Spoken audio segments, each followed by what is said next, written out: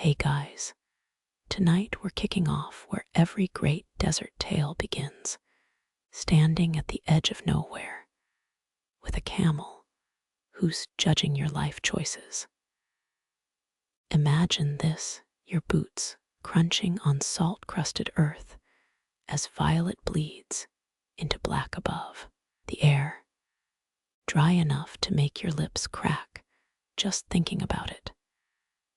Don't worry though, this is the fun kind of dehydration, like a free spa day, but with more existential dread. You've heard of the Silk Road. Now meet its moody cousin. The Salt Road doesn't do fancy silks or porcelain. Nah, this path traded in white gold that made empires rise. Fun fact, workers in olden Egypt sometimes got paid in salt bricks. Try buying a camel with that today, actually. Maybe you could. We signed up for this, right? A hot breeze slaps your face, the desert's way of saying welcome, sucker. Your camel huffs, a sound halfway between a sigh and a threat. Rains dig into your palm as stars punch through the twilight. 17 of them form something like a lopsided goat if you squint. Or is it a sandal? Historians still argue whether ancient traders used actual constellations or just really impressive guesswork. Speaking of footwear, your left sandals now full of grit. The winds whispering in a language you almost recognize.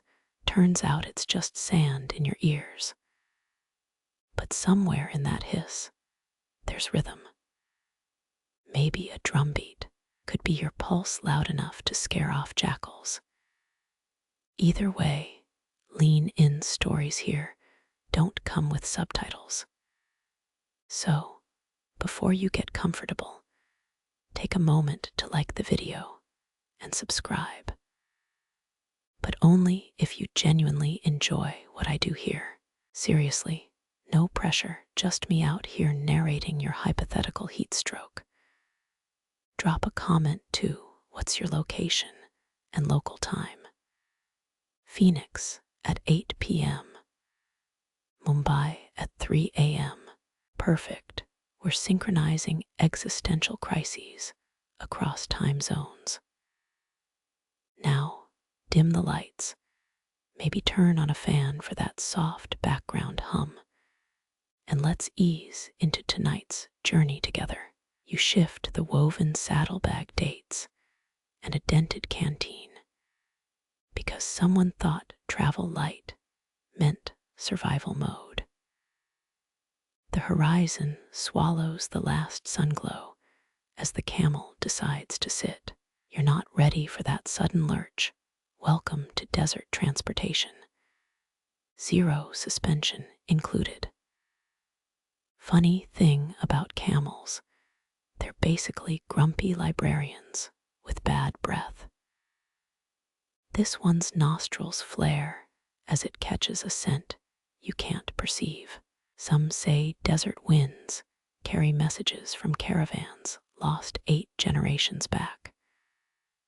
Others blame hallucinogenic cactus pollen.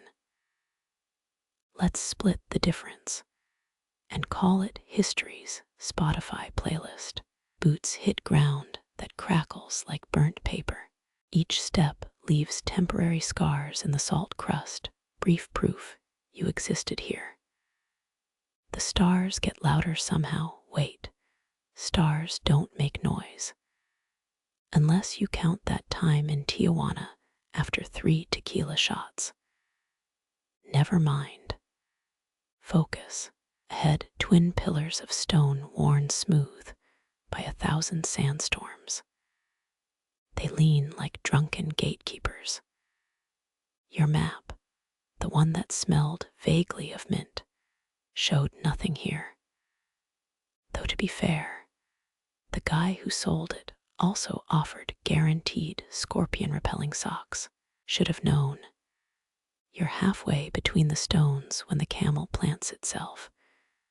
No warning, just full stop, like a flesh and fur statue.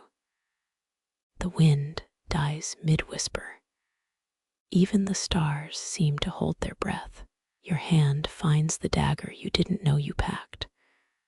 Smart subconscious, gold star for paranoia. Then clinking, delicate like glass wind chimes. You turn, expecting sand foxes or a trick of the light.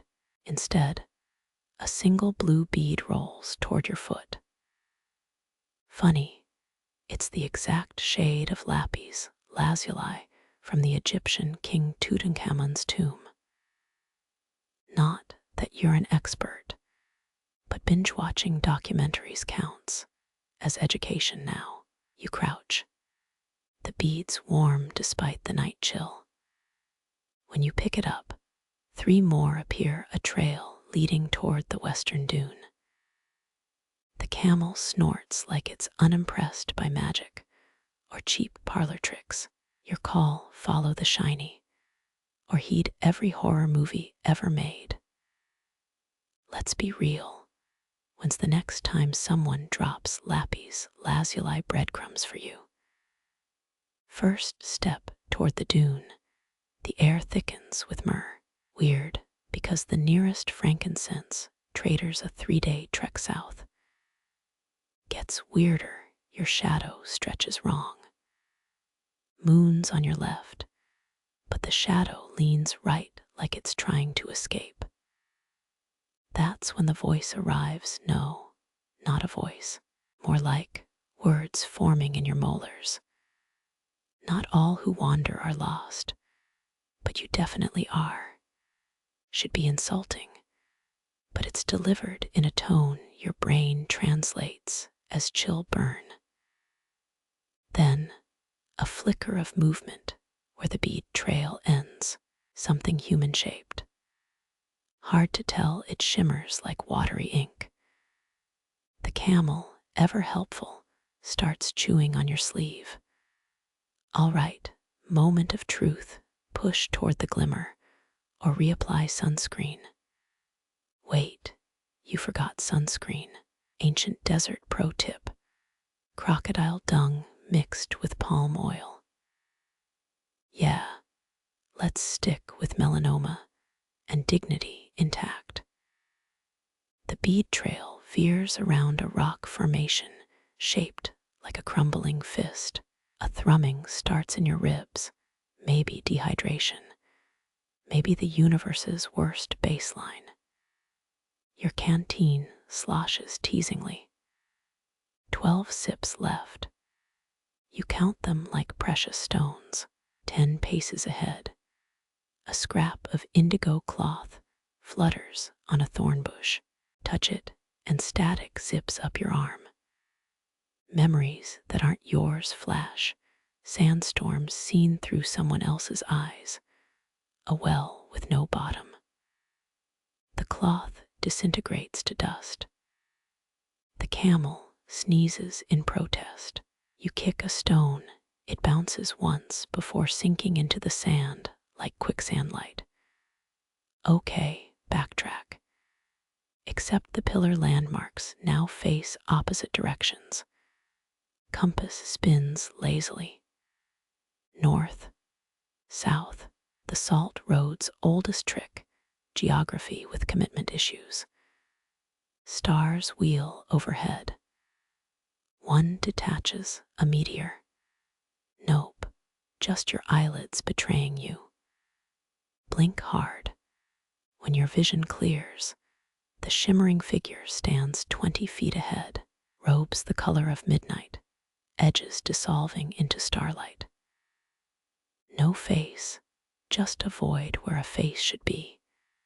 Hand rises, pointing west. The camel finally moves not toward the figure, but sideways into a gully. Priorities, snacks over specters. Fine, you follow, stumbling over salt-caked rocks. A sound rises, not wine this time. distant laughter. Or maybe the desert madness starter pack kicking in. Gully walls rise like ossified waves. Your fingers brush grooves in the stone carvings worn smooth. Squint, and they might be tally marks, or stick figures, or receipts from an ancient olive oil deal. Who knows? Suddenly, the camel halts. Again, you're about to protest when the ground shudders, a deep, grinding groan. Dust rains from the gully walls. In the moonlight, the carvings ripple. For a heartbeat, they look fresh, sharp lines forming a word. Kalaman. Then the tremor stops, and the stones just stone again. The camel nudges your shoulder. Its breath smells like fermented dates and bad decisions. You're about to mount up when that voice hisses through your teeth don't, so you walk instead, because taking orders from your molars feels weirdly correct. Ahead, the gully spills into open desert. The bead trail's gone. So's the shimmering figure. All that's left, a single date pit resting on a flat rock. Your date pit, the one you tossed back at camp. But camp's a 3-hour hike east.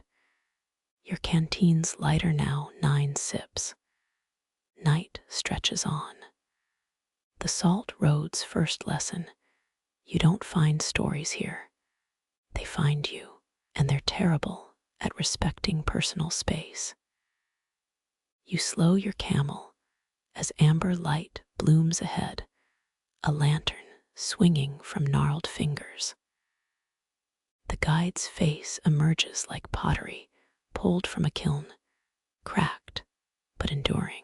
His beard carries desert souvenirs, sand grains, strands of camel hair, what might be a date pit from the last dynasty. The sand roads older than Pharaoh's pride. He rasps, each word a parched leaf crunching underfoot. You've heard traders compare this route to the Silk Road up north. But here, salt was king. Historians still argue whether caravans carried more spices or secrets along these trails. The guide spits a dark blot sinking into thirsty earth, and you try not to count how many teeth flew with it. His lantern glass holds a fractal of scratches, sandblasted over decades. Walkers before us, their shadows linger. He traces a calloused thumb over the flame's glow. Your skin prickles. 300 years back, Ottoman surveyors mapped these dunes using star charts copied from Moorish astronomers. That's the official record, but the guide insists the sands themselves whispered directions. If you burned enough myrrh to stay awake. The flame gutters as wind snakes through your headscarf. Somewhere out there, beyond the dunes, a British archaeologist once claimed to find a Roman-era canteen full of peppercorns. Exploration societies called it hogwash, until a sandstorm exposed a spice trader's skeleton, still gripping his ledger. The guide's chuckle rumbles low.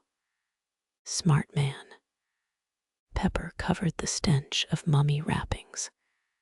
You inhale sharply, suddenly grateful your waterskin holds nothing but stale bergamot. He feeds the fire another acacia branch. Sparks rise like inverse constellations.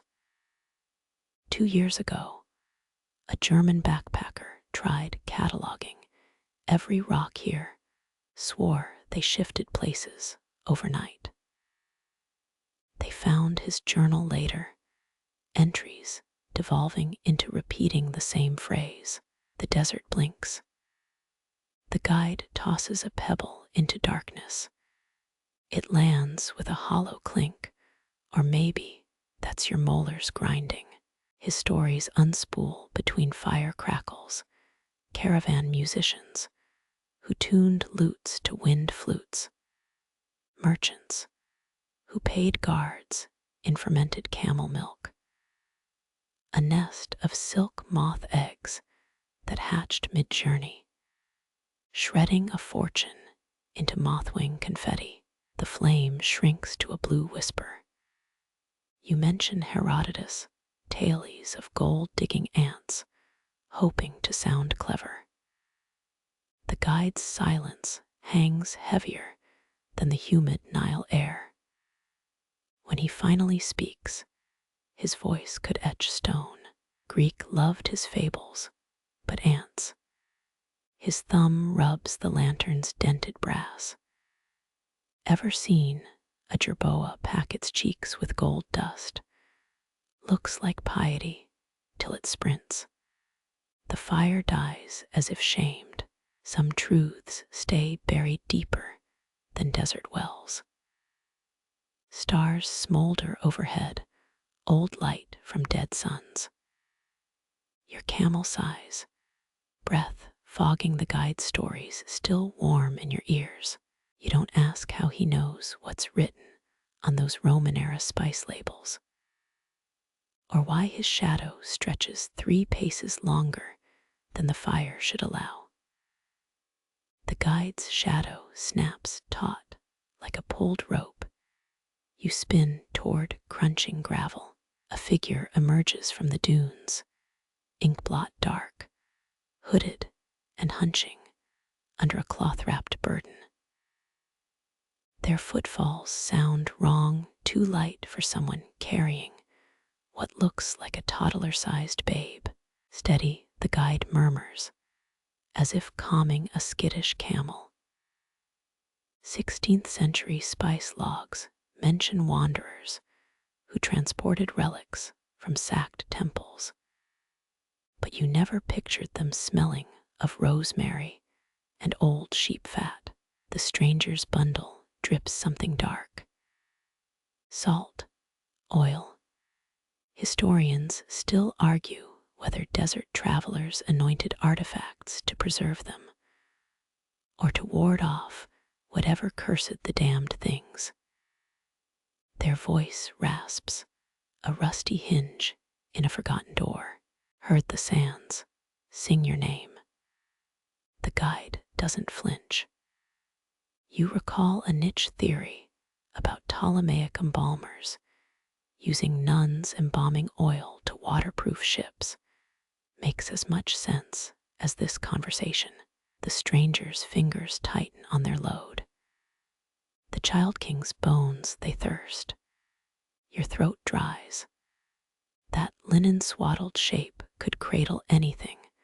A mummified ibis, a smuggled saint's femur, or just very unstable cheese.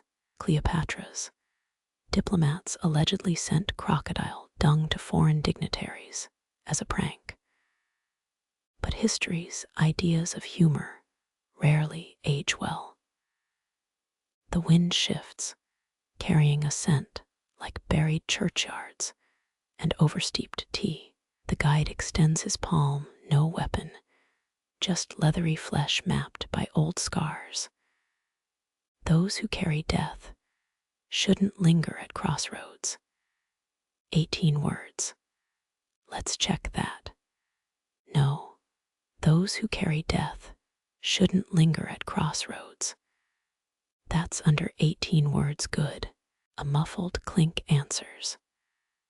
The relic shifts, revealing a corner of verdigris-eaten bronze.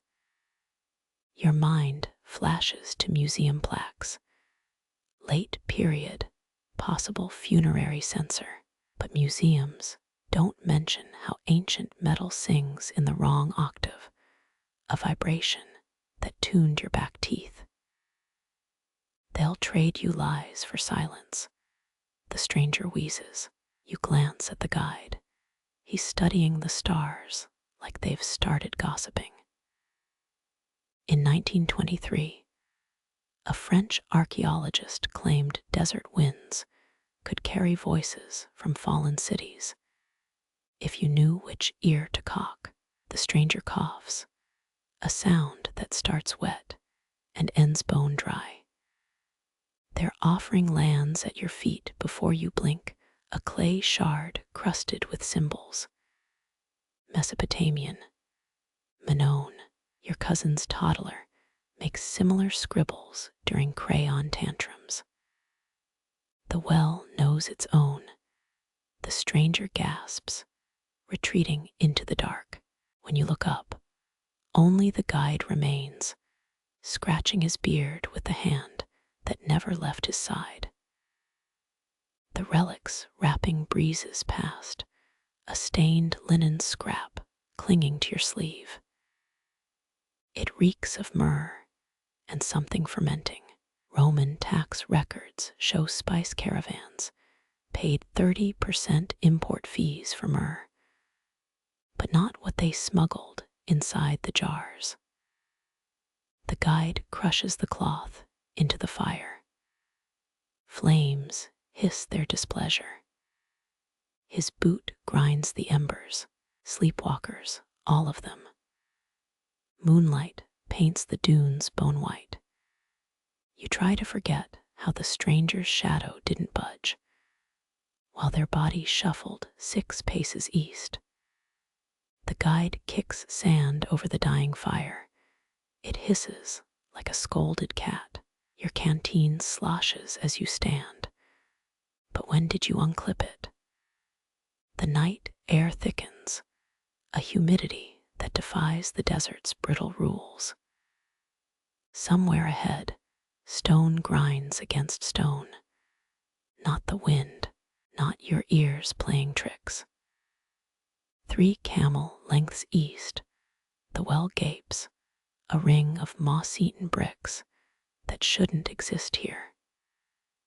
6th century Nabatean engineering let them carve cisterns from solid bedrock. But this hole looks like it was bitten out of the earth. The guide crouches, fingers brushing the rim. Careful, he says, though you're 5 paces back. Listen with your knees. You kneel. The cold seeps through your pants. At first, nothing. Then it comes a wet, hollow sigh rising from the black. Not water, something mimicking water. A 2014 dig near Petra found a well that hummed at dawn. Workers swore it sang nursery rhymes in dead dialects. You smirked at the report. Now your molars ache from the vibration. Lean in, the guide urges, a dare wrapped in monotone. Your elbows dent the crusted silt. The sigh becomes a murmur, becomes words, but not Arabic, not Coptic, something that skitters along your spine like scorpion legs. Historians still argue whether desert wells were message systems, carrier pigeons of sound for forbidden trades. The guide chuckles. Told you it gossips. Your breath disturbs the shaft. The voices hiss static. 10th century Persian poets wrote of stone tongues, but this sounds more like a drunkard's cover band murdering a love ballad. The guide spits. His phlegm takes 3 full seconds to hit the water. You do the math. The well's deeper than any oasis, deeper than prudent. A new sound surfaces, the clink of chains. Your flashlight dies mid-reach.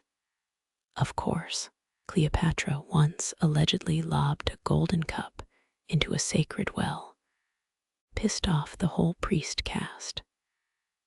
The guide's hand clamps your wrist. Don't answer what calls. The chains rattle faster. Something splashes, but you felt no ripples. The stones, under your palms thrum. 3rd century trade logs mention singing quarries near Alexandria, stones that held tunes until chiseled loose. Architects hated them, ruined the acoustics of every brothel bathhouse. You press closer. The humming syncs with your pulse. Bad idea, the guide mutters. An understatement. The sound liquefies, pouring into your ears like melted wax. You're drowning in church bells and moth wings. In 1901, a British engineer swore he'd tapped Morse code from a Saharan well. 3 weeks before his caravan vanished, the guide hauls you backward by your belt. Silence slams down. Your ears pop. The well exhales a stench of wet iron and petrified wood. The guide stomps the rim the bricks hold. Oldest rule of the road, he growls. Never trust free drinks. Your canteen's empty now. Coincidences a luxury you can't afford. Overhead, stars smear like wet ink. You swat a fly, it crumbles to dust mid-buzz. They're listening, the guide warns, though his lips don't move. The well's murmur returns, a child's plea this time. Your mother's lullaby in a tongue you've never learned. You mouth a syllable. The guide's palm slaps your jaw shut. His skin tastes of salt and regret. Save your breath. He kicks a shale slab over the mouth. The voices thin to whines. Some claim desert wells are lungs, that the dunes breathe through them. Right now, you'd believe it. The night stretches tighter. Somewhere beyond the rim, a faint creak of wheels. The creak becomes a groan. A caravan materializes from moonwash, its wheels warped by impossible weight. You count 17 camels, no, 18. The 18th flickers like bad film stock. Their loads tower 2 men high, lashed with ropes that squirm like eels. A child's giggle erupts from the lead wagon, pitch perfect, human, wrong. Your boothiel grinds something, a date pit, but charred black. Caravans once used burnt fruit as currency during Phoenician grain shortages. It's in Herodotus. The guide's breath hitches. Not our dust, he mutters. The laugh comes again, cut short mid-curl, like a cloth dropped over a cage. Moonlight glints off the nearest load. Not silk or salt. Glass orbs, each containing a single coal. They pulse in unison. 20th century explorers reported fire marbles near Timbuktu tourist traps. Surely, yet here they throb alive. You touch one, cold as comet ice. The wagons halt without command. No drivers, no footprints around the camels. Their saddles glisten unnaturally, polished with what smells like fermented honey. Meroitic traders supposedly waterproofed leather with hive resin, but the recipe died with their empire. A flap twitches on the lead wagon. That laugh again closer. Your thumb brushes the knife hilt. 5th century Arab poets warned of sand children, spirits mimicking youngsters to lure travelers into quicksand. The guide grips your elbow. Don't invite. Don't refuse. The wagon's canvas ripples. A clay doll tumbles out, its head spinning like a top. Green glaze. Alexandria made, if the cracked eye pattern tells true. Historians still argue whether Roman Egypt exported toys or just stole designs. The spinning slows, stops with the doll's painted eyes on you. Silence. Then a sound like dry reeds snapping. The camels bolt hooves silent on sand. The wagons blur, then crumple inward like shed skins. Only the doll remains. You pick it up, it's warm. The guide kicks it from your hand. Clever little anchors, he hisses. Across the road, a new sound, short, wet coughs. Too rhythmic. Your flashlight beam catches a wet spot in the sand, expanding. A gurgle bubbles up. In 1938, a geologist documented talking puddles in Mauritania, dismissed as hoaxes until his notes vanished. You back away.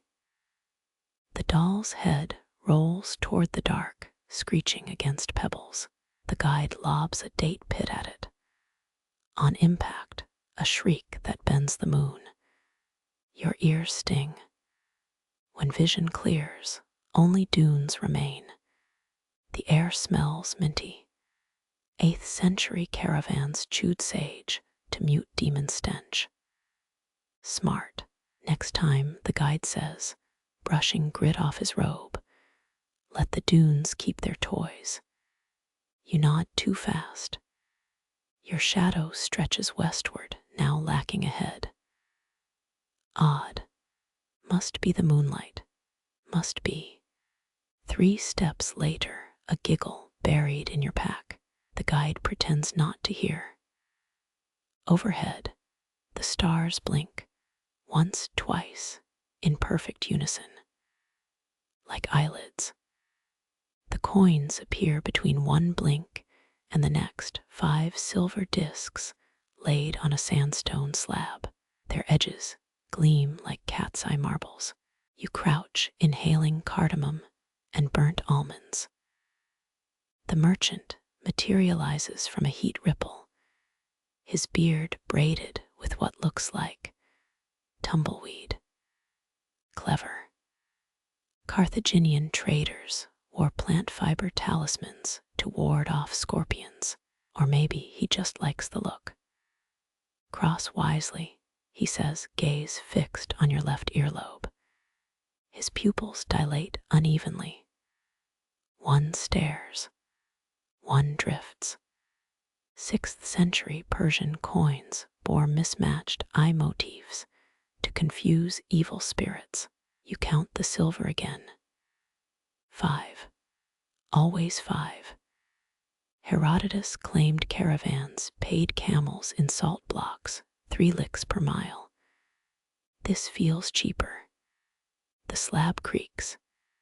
Faint etchings emerge under moonlight, snakes swallowing their tails. Your pinky hovers over the coins. They're warm. Too warm. Archaeologists dug up a Lydian hoard last year, you say, channeling that podcast you half listened to. First metal currency. 600 BCE. His nostril twitches. A yes. The coins flip themselves. Tails side up now, each stamped with a bull and crescent.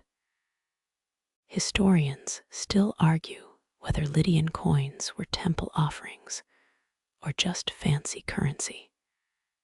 You're betting on option 3, desert huckster props. The merchant taps the slab. A hidden drawer slides open, coughing up dust. Inside, a wooden bridge model the size of your hand. Its planks sag. One pylon's missing. Metaphors, you mutter. Hate metaphors. His laugh sounds like a whetstone on rust. Wind snatches your hood back. Your shadow stretches toward the bridge, stops mid-reach. The coins vibrate. 5 becomes 4. No, still 5. Your eyes water. 7th century tricksters used silver alloy coins to induce vertigo in hagglers. You blink hard. The model bridge warps. Now it's life-size, or are you doll-sized? The merchant's sleeve brushes your arm. Linen. No. Spider silk. Parthian royalty wore it during monsoons. Repelled water better than old leather. Too bad about the stickiness. One coin levitates, drops into the merchant's palm. His fingernails are blackened stubs. Byzantine tax collectors singed theirs to prove they couldn't steal coins. You're not impressed. The remaining 4 arrange themselves into a square. A trap, a compass, a very shaky die. Your boot kicks something, another date pit charred like the last. Phoenician bankruptcy tokens. Right, you pocket it. The merchant's good eye narrows. No refunds, he croaks. Behind him, the bridge creaks, but there's no wind now. No crickets. No dunes shifting. The coins flip again. Heads, bulls mid-charge. Their silver feels thirsty, like those electrolyte gels marathoners slurp. You roll one between thumb and forefinger. It sticks. 8th century Venetian. Glassmakers invented adhesive metals for mosaics. Secret died with the guild. Or did it? A coal orb pulses in your pack, leftover from the phantom caravan. The merchant freezes. His beard unravels, tumbleweed wisps snagging the coins. A dry chuckle escapes him. Cleverer than the 4th. 4th what? Traveler. Victim. Customer of the month. You don't ask. 3 coins now circle the slab, clock hands chasing their tails. Time's up, probably.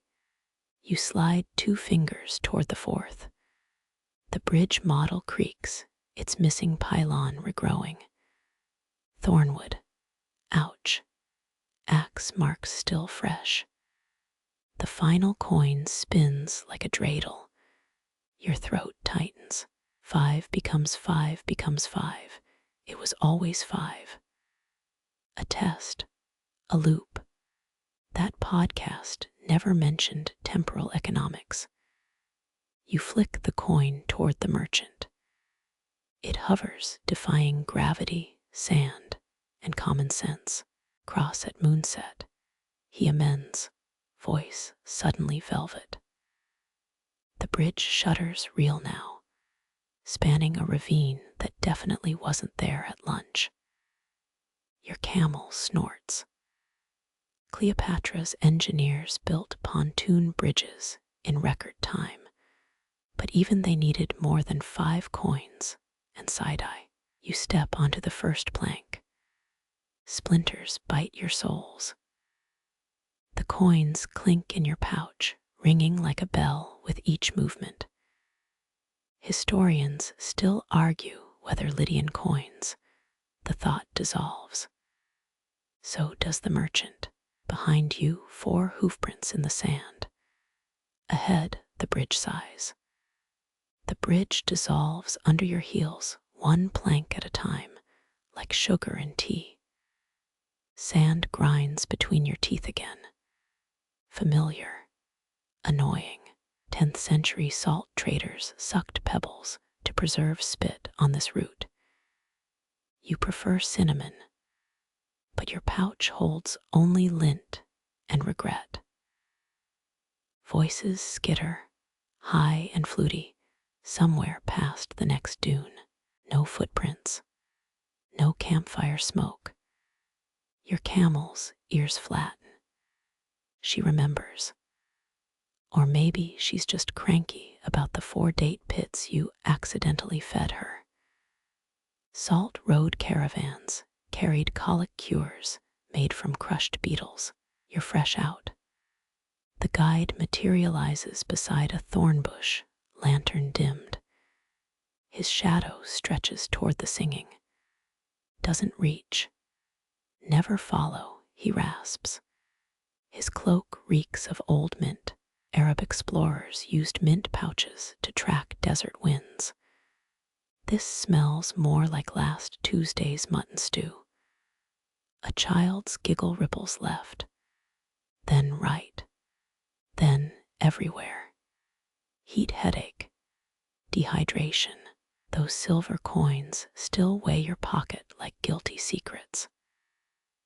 Lydian merchants believed touching cursed currency made you hear phantom markets.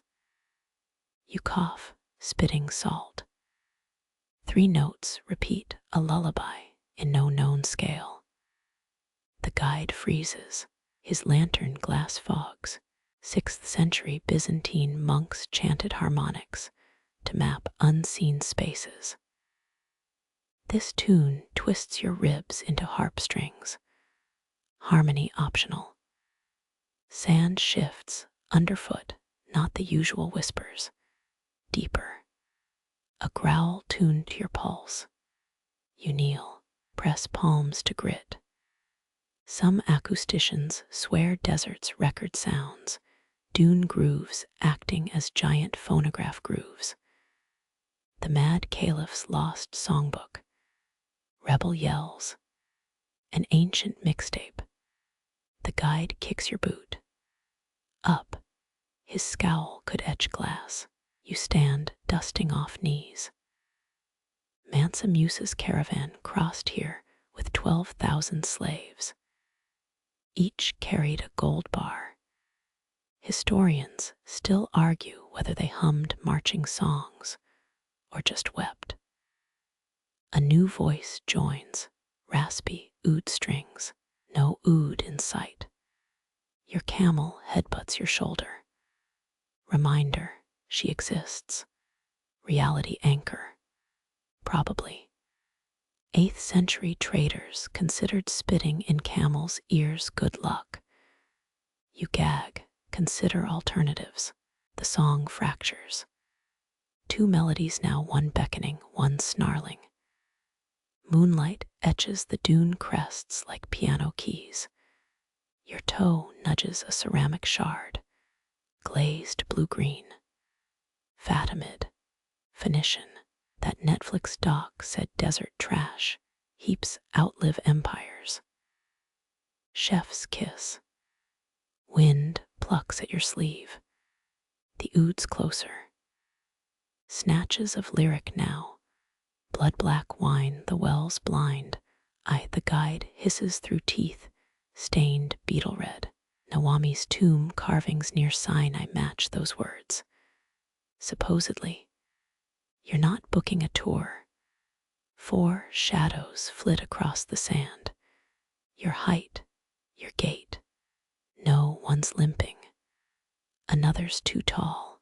7th century slavers cloned footprints to lure escapees. Cheap trick. You stomp a chaotic pattern. Jackson Pollock meets Timbuktu chic. The guide snorts. Almost approval. Silence crushes down. The camel chews loud enough to shame a concert hall. Your canteen sloshes. 1/3 full. Half. Are we? The guide's palm slaps your lips. Calloused. Salt-crusted. Salty in every sense.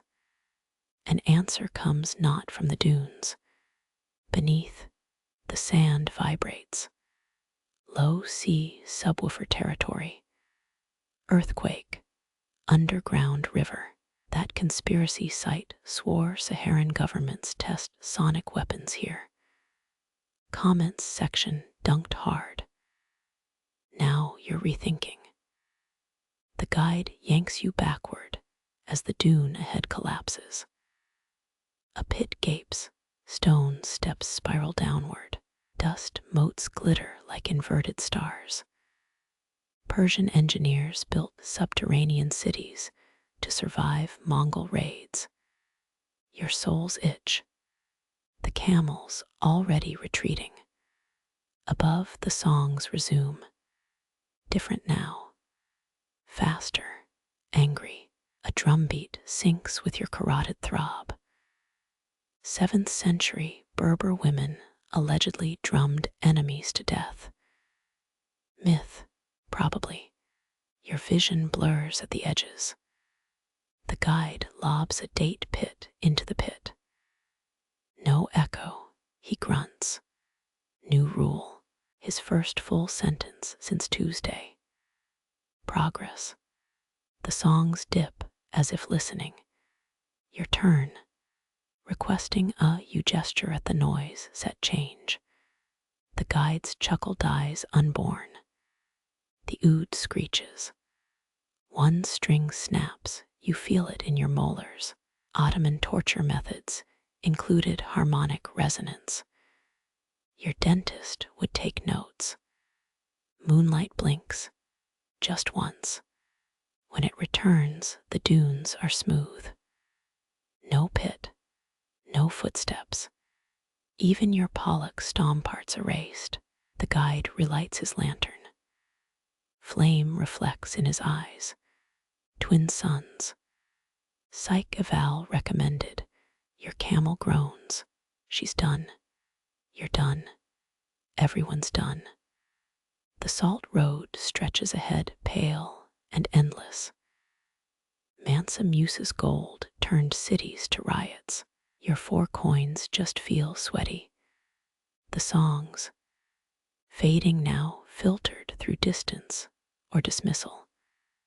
The guide stomps past, muttering. One phrase loops. Never follow, never follow, never. His sandals kick up tiny storms. You count your coins. 5 again. Math left the chat hours ago. Sleep deprivation or sand magic. Unclear. Wind flings a refrain at your back, half laughter, half dirge. The guide doesn't turn. Neither do you. Some tunes stick in your skull for life. This one, already carving its chorus. The beetle's shell gleams like oil on water. A living brooch pinned to the sand. You crouch. It scribbles. Hieroglyphs emerge, a bird, an eye, something that might be a dead pretzel.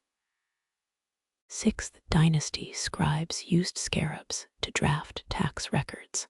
This feels pettier. Wind gusts, your cloak whips sideways. The beetle holds firm. Dedication. A line of glyphs now stretches toward the eastern dunes. Don't, the guide grunts. Too late. Your fingertip traces the symbols. They disintegrate, sand reclaiming its grammar.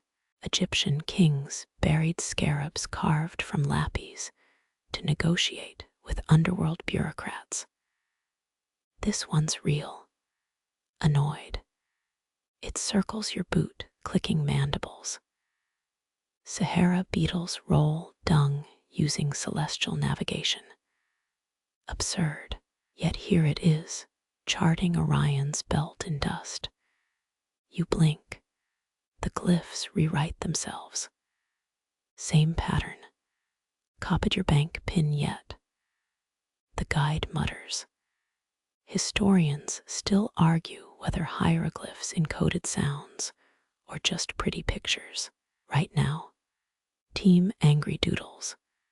The beetle halts. Its chitin shivers, casting rainbow sheens like gas station puddles. Napta Playa's stone circle proves ancients tracked stars here. This critter's mapping something hotter. Nuclear waste, demon brunch. Your last brain cell waves a white flag. 3 quick taps, the beetle's leg links your shadow to a rock. Geometry happens. Lines intersect where your heel met quicksand yesterday. Coincidence, desert math. Your headache spikes. Move, the guide barks. You stand, knees popping like misfiring pistons. The beetle zigzags west. Its new glyphs pulse faintly, sand glowing like weak tea through parchment. 8th century Arabs mistook bioluminescent fungi for jinn footprints. Your team fungi today. Moonlight fractures. For a heartbeat, the glyphs float, suspended midair.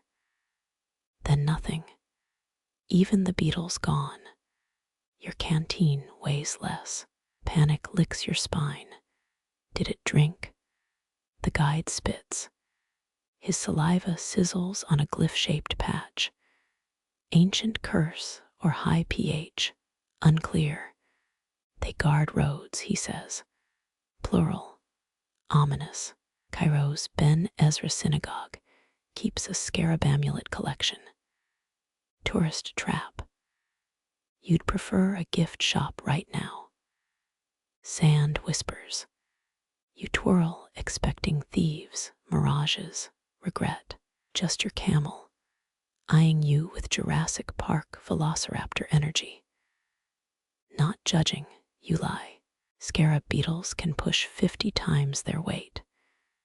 This feels heavier. A new glyph appears between your feet, a spiral. The guide pales. Old writing, he croaks. Understatement. Cattle hoyok's spiral carvings predate wheels. This one spins, literally. Sand churns like a mini tornado. You backpedal, citing a strict no-possession policy. The spiral collapses. A stone slab emerges smooth as anime villain skin. Carved symbols match your long-dead cousin's tattoo. Coincidence? Probably. The guide's boot meets stone. A hollow boom ricochets off dunes. Your fillings hum. Memphis necropolis, he whispers. Too close to your ear. 7th century treasure hunters described singing tombs under the Sahara. You mentally rewrite your will. The rock sinks, swallowed by grains. Your camel belches. Priorities. The beetle's back, hauling a date pit twice its size. Grudging respect blooms. Cleopatra, they say, wore scarab wing eyeliner. You're more a chapstick person. Dawn bleeds across the horizon. The guide kicks apart a half-formed glyph. It screams. Or maybe that's your sleep debt talking. The beetle freezes, antennae aimed at your left pocket. Where those 5 coins sit. Trade offered. You flick a silver piece. The beetle pounces, rolling it away like sacred poop. Numismatists weep in the distance. The guide's smirk suggests this happened before. Many times. Light hits hard. The salt road reasserts itself, endless and indifferent. Beetle tracks linger for 8, 9, 10 heartbeats. Then the wind edits them, gentle as a librarian's shush. Heat thickens, molasses air gluing your shirt to spine bones. The silent trader materializes like a bad app notification, hooded, gloved, all business. Hands flutter, pale moths trapped in linen. You extend a handful of dates, wrinkled and sticky as childhood regrets. Their fingers hover. A test. Mesopotamian merchants traded clay tokens as receipts for grain stores. This feels riskier. 3 dates vanish into their sleeve, no teeth showing. Unnerving. In return, a lump of clay small as a rabbit's heart. Carved ridges catch sunlight, serpents chasing their own tails. Or intestines. Hard to tell. The guide huffs. Don't lick it. Too late. Your tongue registers grit antique and bitter as tax audits. 8th century Moldovan villagers buried similar tokens under doorsteps to repel vampire accountants. Jury's out on efficacy. Wind snatches the trader's hood. Beneath, no face, just more cloth wrappings. Mummification chic. Your palms sweat. Cleopatra's perfumed wax seals carried more warmth. This thing radiates freezerile vibes. It points east, a jerk of the wrist, like a broken clock hand. Historians still argue whether early trade routes followed rivers or revenge. Your team petty grudges today. The token pulses, mildly, like a bullet glow stick. Silk Road merchants inhaled hemp smoke to read map tokens. You're sober, regrettably. The carvings squirm, or is that heat stroke waltzing behind your eyes? Your camel sneezes. The trader tilts its head, fabric creaking like old parchment. Babylonian accountants invented interest rates using clay tablets. This feels like the dark sequel. A gloved finger taps your stolen 5th coin. Nostalgia hits that brief casino high before losing your rent. Nope, you croak. The finger retreats. Sand hisses between you. Awkward. Dust swirls where the trader stood. Gone. Only the token remains, warm now, almost alive. 6th century Persians believed such trinkets housed exiled demons. You cradle it like last chasm dynamite. The guide studies the carvings. Old writing, he declares, helpful. Catalhoyuk's gender-neutral figurines baffle archaeologists even now. This doodle, a uterus, a boot, a very confused onion. Sunset bleeds. The token's grooves steep in elongated shadows. Forbidden library energy. You pocket it, ignoring the guide's raised eyebrow. Trading etiquette dictates reciprocity. But hey, they took your sweetest dates. Fair's fair. Campfire sparks mimic the token's curves. Rotated clockwise, shadows dodge. Counterclockwise, they embrace like drunken uncles. Byzantine nuns spun prayer wheels. Same desperate math. Sleep scrapes at your skull. Midnight. The token hums against your thigh, a phone set to vibrate in the void. Sahara cold nips your nose. You're suddenly sure it's counting down. To what? Rent day. Dawn finds the clay piece cold again.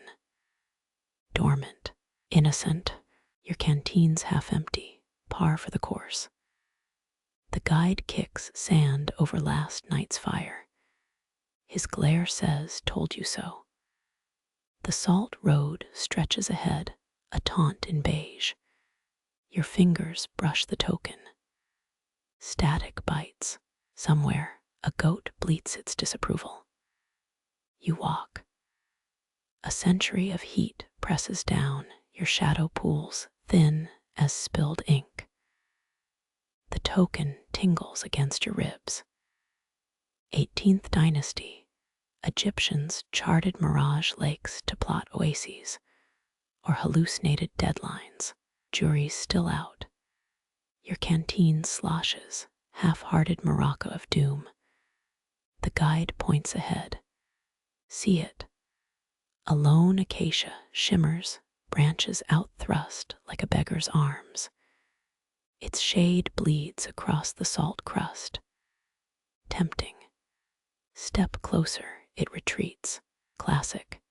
You mutter a curse tasted by caravanners since The camel balks. Smart-ass beast.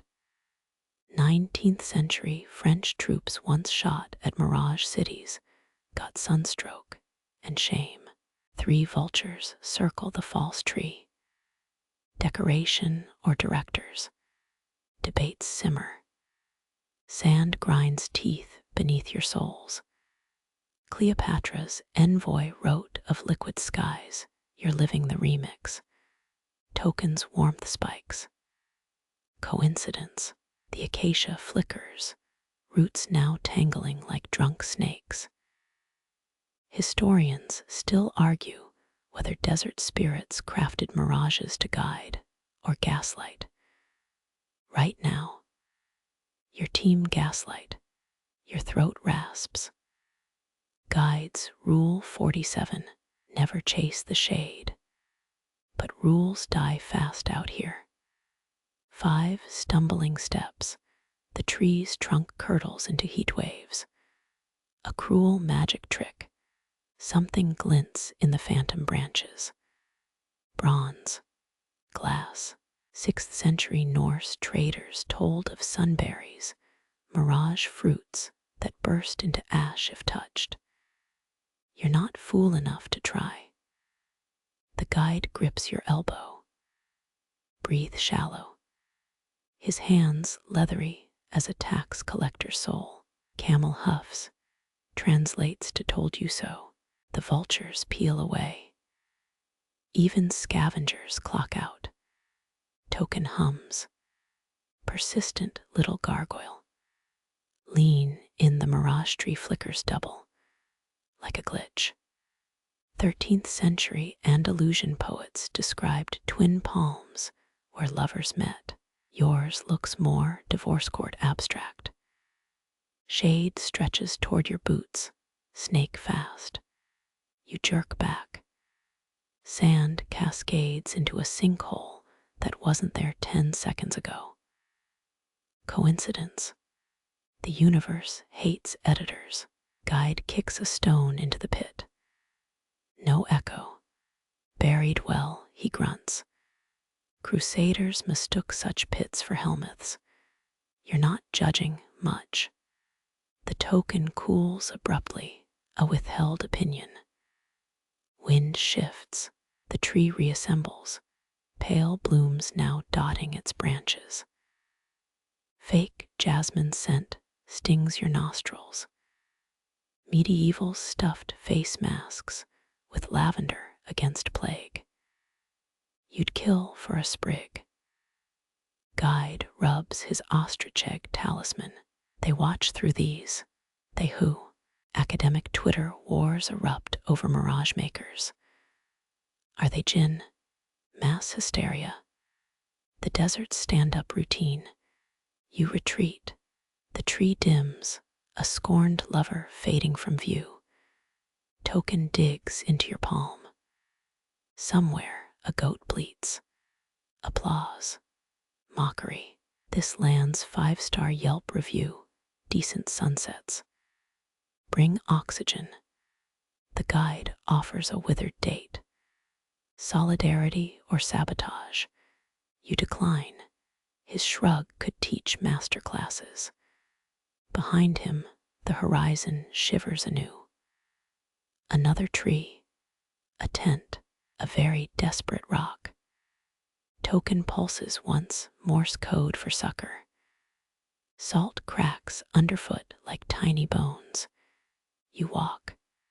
The camel sneezes. Some truths need no translation. The fire coughs its last sparks, ash drifting up to flirt with constellations. Your breath frosts the air. 17th century sailors navigated by these same stars, though they never mentioned the goosebumps. The guide snores like a rusty bellows. Camel's eyelids droop, dreaming of whatever camels mock us about. You sip cold mint tea.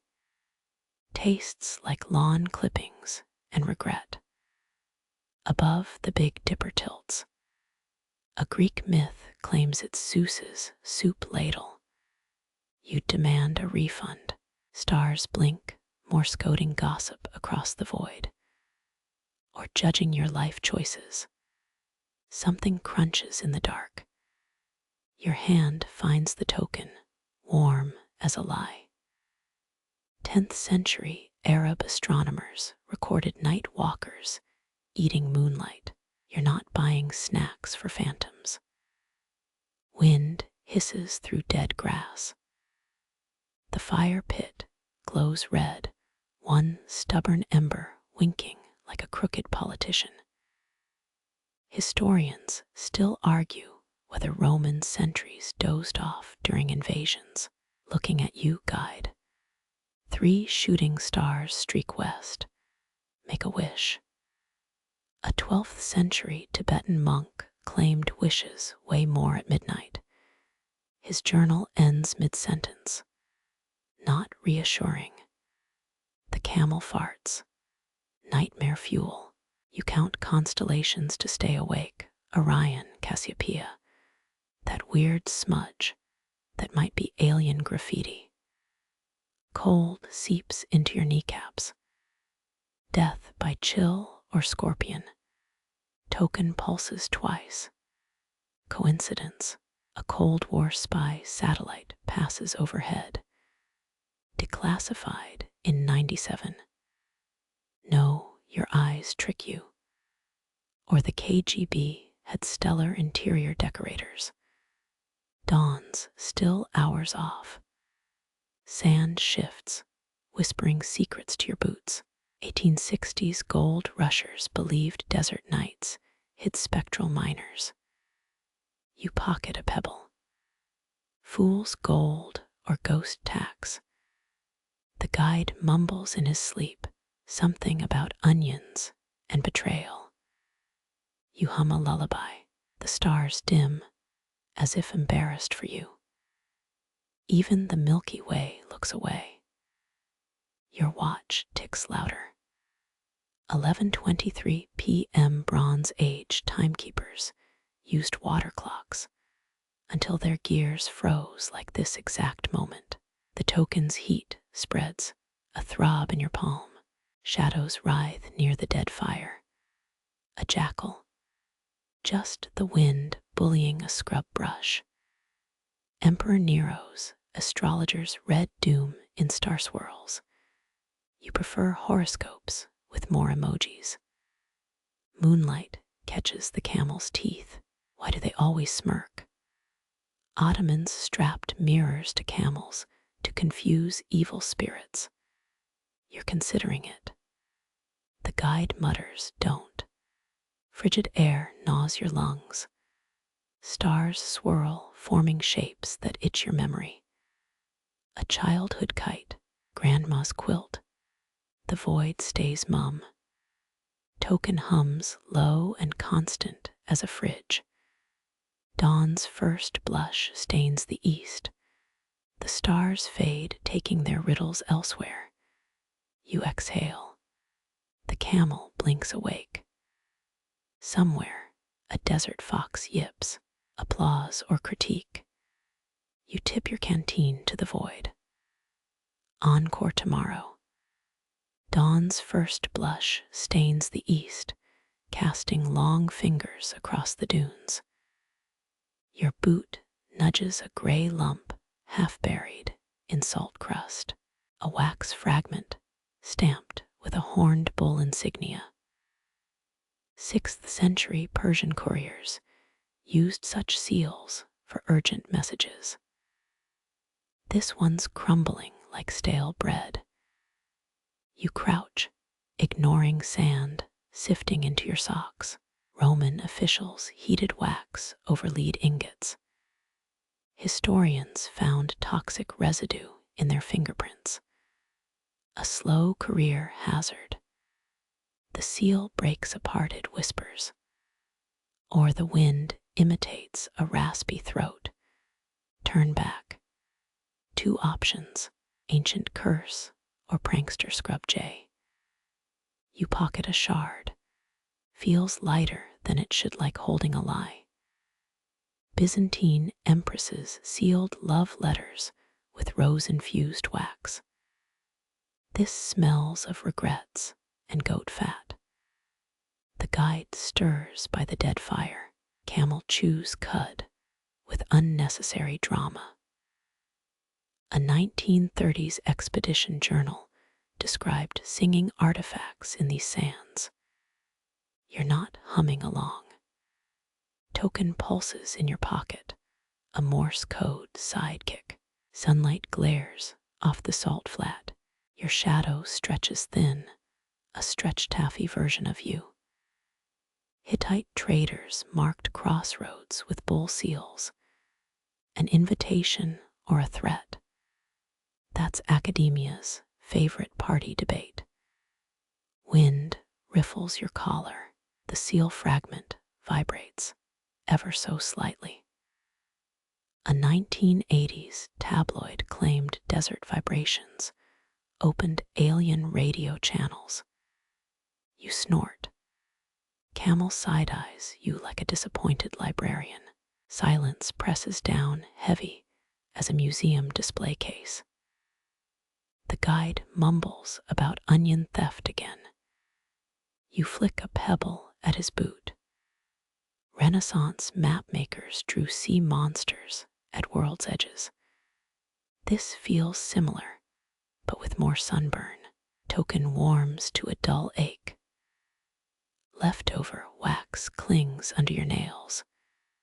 Persian kings punished seal breakers with scorpion pits.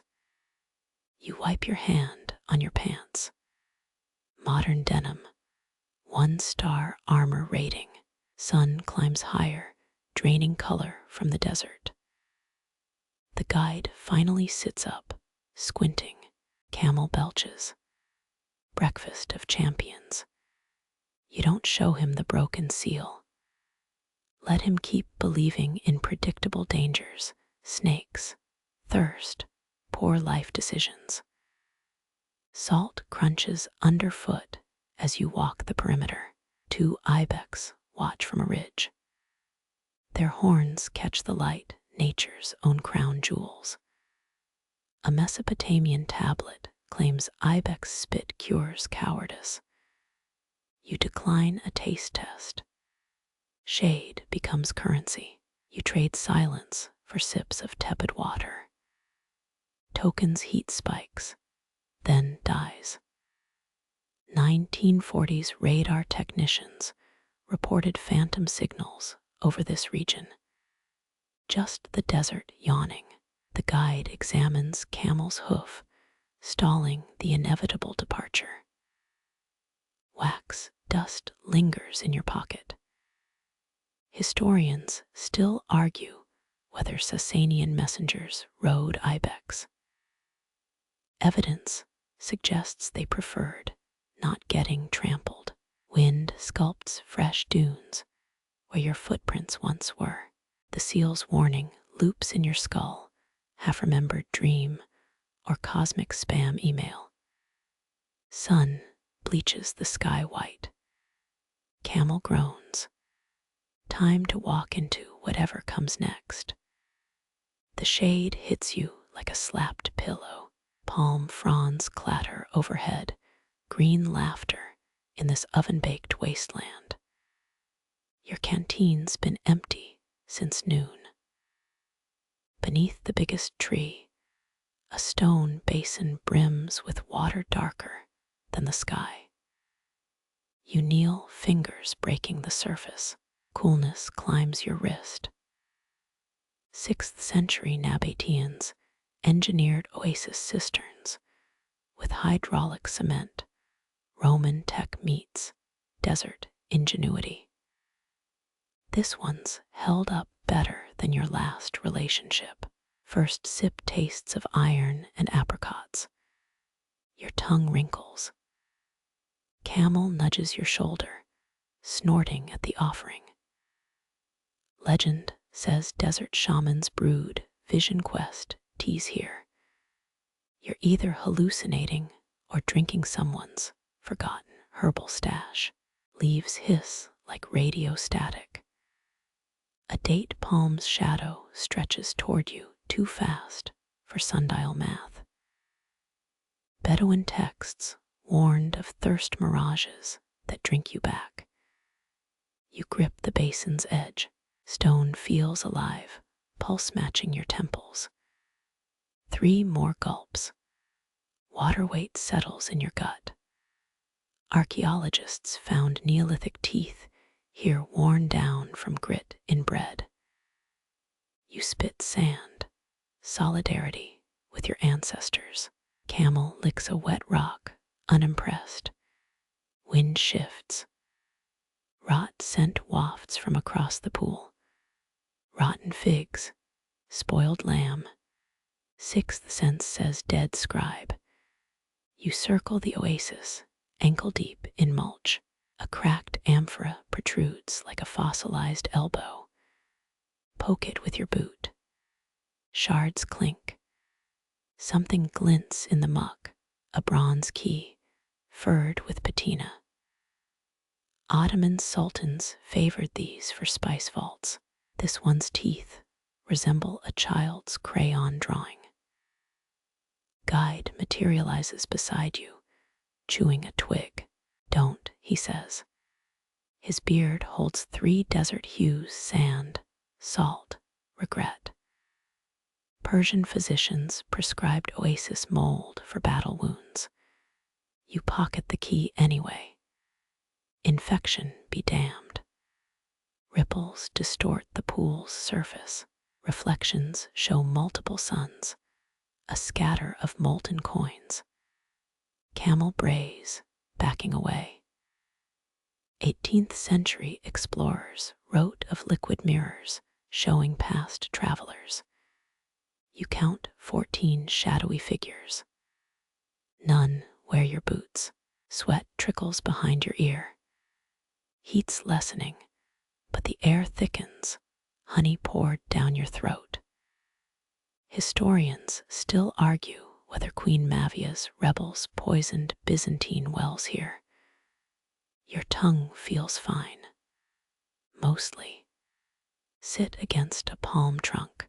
Bark digs into your spine. Your map's edge reads, "Here be refreshment." Cartographers never mentioned the insomnia. Fire ants mobilize toward your abandoned canteen. Tiny conquerors claiming emptied lands. Sunset dyes the water crimson. Key warms in your palm, or maybe your hands just feverish. Guide snores against his saddlebags. Camel belches dates. You toss a pebble into the pool. 14 ripples. 14 whispers. Don't trust the moons. The well's teeth. Salt grows back, voices, or tinnitus. Your notebook's margins fill with shaky script. 7th century poet Al-Huda wrote of oasis, spirits trading secrets for toenail clippings. You keep your boots on. Moonrise turns the basin to quicksilver. Your reflection wavers, nose stretched, eyes too far apart. Camel huffs. Guide mumbles about onion tariffs. Modern-day dowser blogs insist this place sits on a ley line intersection. You feel nothing but saddle sores. Starlight needles through the fronds. Key vibrates against your thigh, Morse code or muscle spasm. Ottoman treasure maps listed the grove of twisted keys. Asset or liability. Sleep tugs your eyelids. Dawn's 2 hours off. Pool's gone still. 14 reflections reduced to 1. You sip again, water tastes different now. Less apricot, more burnt sugar. Camel eyes you with vinegar judgment. What? You whisper. Palm leaves finish the sentence with a rustled idiot. Wind combs the sand clean of your choices. Key's teeth bite your palm. Some truths stay buried. Others surface when you're too parched to outrun them. Moonlight bleaches the desert to bone white. You stumble upon her where dunes dip like a giant's palm, an old woman carding wool by starlight. Her spindle whirls, a hypnotic flick of the wrist, pulling thread from air itself. The fibers glow faintly blue. Egyptian linen workshops once wove cloth so fine it could pass through a ring. Fact you learned at a museum gift shop. This thread hums though, alive as a plucked guitar string.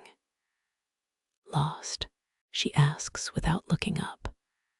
Her voice sounds like two stones grinding. You mutter about following the road. She snorts. Roads follow me. A desert hare watches from her shadow, third eye painted on its forehead. Sit anyway, sands still warm from yesterday's sun. Her basket holds strange tools, a bone comb, a clay weight shaped like a scarab. 6th century Byzantine nuns spun ceremonial threads using mollusk dyes. This blue feels deeper, the hue of veins under thin skin. She tugs a strand taut. Your eyes track the movement, left, right, left, until the world softens. They'll pay you in whispers, she says. The ones without mouths. Historians still argue whether Alexandrian priestesses encoded messages in temple textiles. You're more worried about the hair licking your bootlace. Thread thickens as she spins, the mutations barely visible, a ripple of darker blue. Every 13th twist, crusaders swore desert weavers could knit wounds closed. You half expect the wool to levitate. Instead, it pools in her lap, liquid cobalt hardening to yarn. A knot forms. She hisses through cracked teeth. You recognize the word, Old Nubian for betrayal.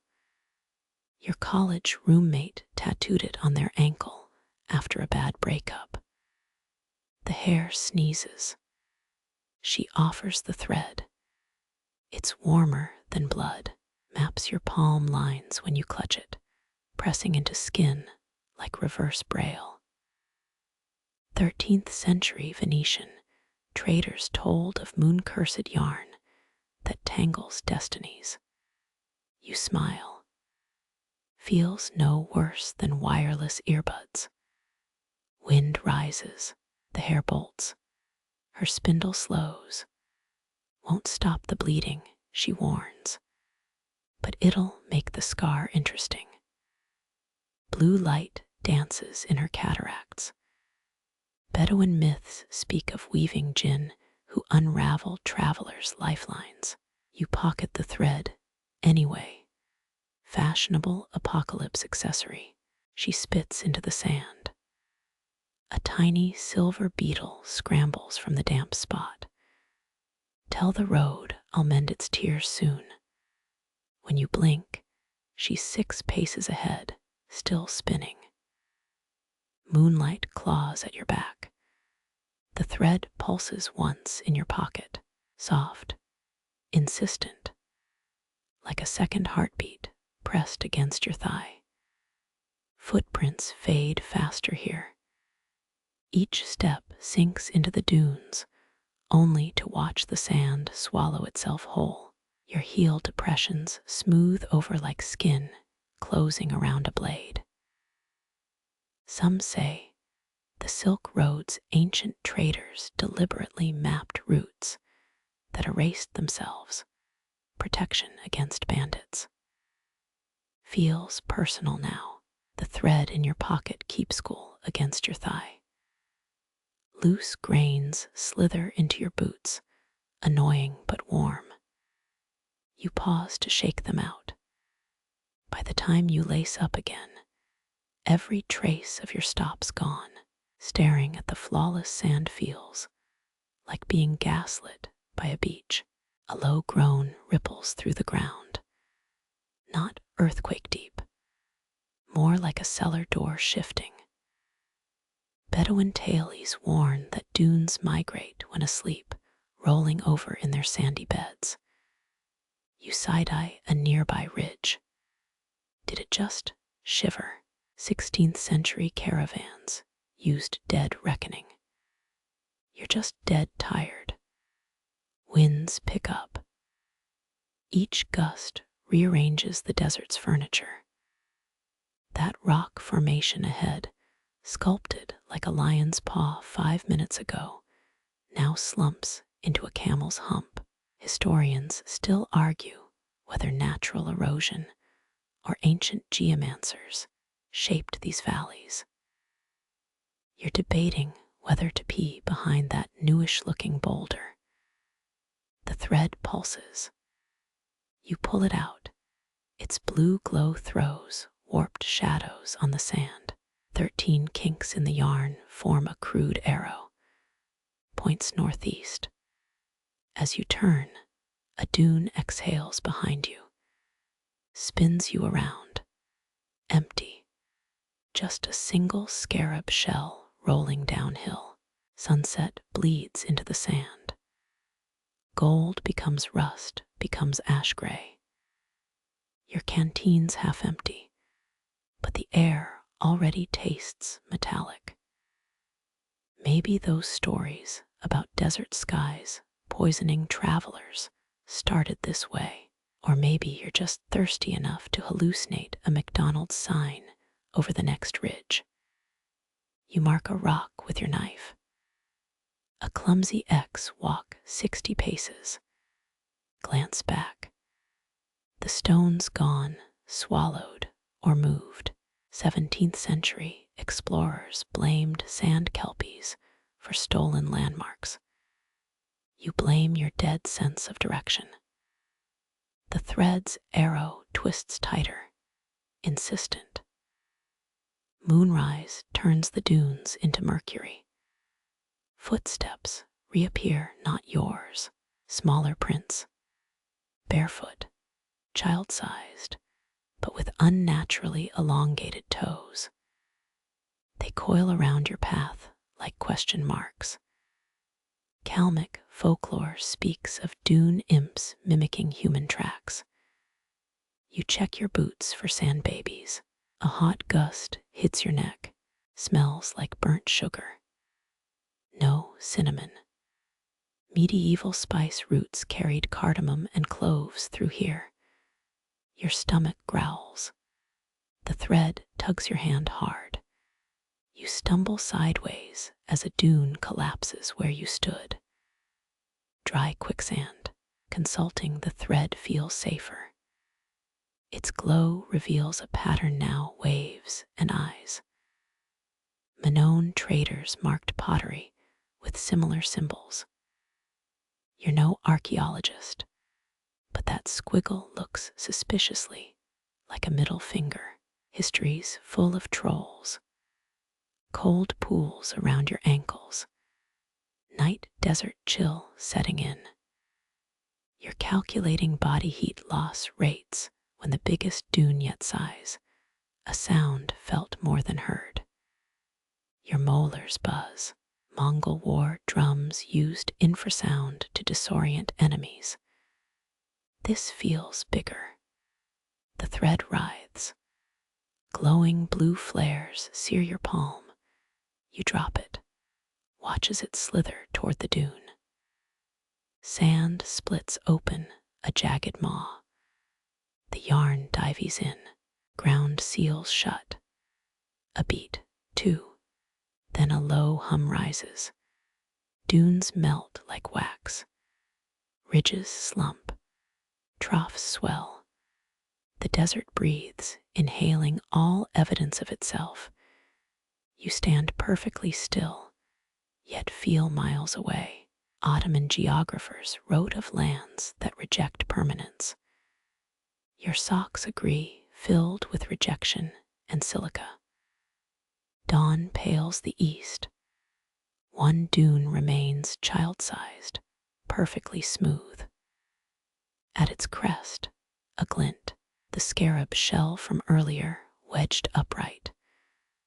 Only now you notice its carvings, a spiral, a bird, a word in Coptic. Amara, you breathe. The shell cracks open. Inside, your thread, coiled neatly. Dry wind lifts it into your hand. The desert holds its breath. Footprints form ahead. Fresh ones, leading east. You follow. The footprints ahead shimmer, wet despite the desert's bone-dry throat. You bend, touch the damp sand. It clings to your fingers like melted glue. Rain, you mutter to nobody. The guide materializes 3 paces left, wearing that moth-eaten cloak, but no face under the hood. His voice rasps like salt grains rubbed raw. Say it. You freeze. Say what? The wind dies mid-gust. Even your camel halts mid-chew, a sprig of thorn acacia dangling from its lips. The guide's gloved hand points to your pocket. The scarab shell burned there earlier. You fish it out. The Coptic word glows faintly, 6 letters carved in cursive curves. Amara, you try. Air doesn't carry the word, it sticks to your tongue like honey. Your molars throb. The guide hisses. Louder, Roman records mention a desert goddess named Amara, patron of lost roads. You clear your throat. Amma, a sand geyser, erupts to your right. Hot grit peppers your cheek. The guide stomps his boot. Finish it. Ra. The world unmakes itself. Silence first, absolute, womb-like. Then textures return. Grains underfoot sharpen into diamond edges. A low hum vibrates your ribs. The dunes ripple like muscle. Ahead, a stone archway thrusts from the sand, crumbling limestone etched with ibex and crescent moons. Better, says the guide. His hood flutters. Still no face, just a blur of shadow and static. Now walk. You're halfway to the arch when the sand shifts. Unearthed shards clink underfoot, ceramic, glass. A child's leather sandal. A 19th century archaeologist once claimed this stretch of the salt road 8 travelers whole. His tea strainer was found a century later, pristine, miles from his vanished camp. Some say he's still brewing Darjeeling in a dune's belly. The arch shudders as you pass beneath. Hieroglyphs flare blue along its keystone, same symbols as your thread. One looks suspiciously like a thumbs-up emoji. Histories full of jokers. Beyond the arch waits a courtyard, or what's left of it. Broken pillars jut like rotten teeth. A dry fountain holds a single scarab stone, not shell spitting dust. The air smells of bergamot and burnt hair. Kneel, says the guide. You hesitate. His sigh sounds like a landslide. This part's non-negotiable. You kneel. Sand grinds through your pants. The scarab's stone jaws creak open. A scroll tumbles out, papyrus yellow as jaundice. Unrolling, it reveals a map, not of the desert, of a face, your face. Amara's contract, says the guide. Sign here. A quill appears in your hand, feathers still attached to a squawking, ghostly peacock. Its shrieks echo off the pillars. You scribble a shaky X, the map ignites. Flames taste like lavender and bad decisions. When the ash settles, the courtyard's gone. You're back on the dunes, guide vanished, camel chewing contentedly. The scarab shell in your palm frosts over. Historians still argue whether Amara was a queen, a cult, or carbon monoxide hallucinations. You're just glad the ground stopped moving. Eastward, the salt road gleams wet and inviting. Your boots squelch as you walk. The camel belches. Somewhere, a peacock laughs. The camel's belch lingers in your ears, a wet, grumbling counterpoint to the peacock's fading cackle.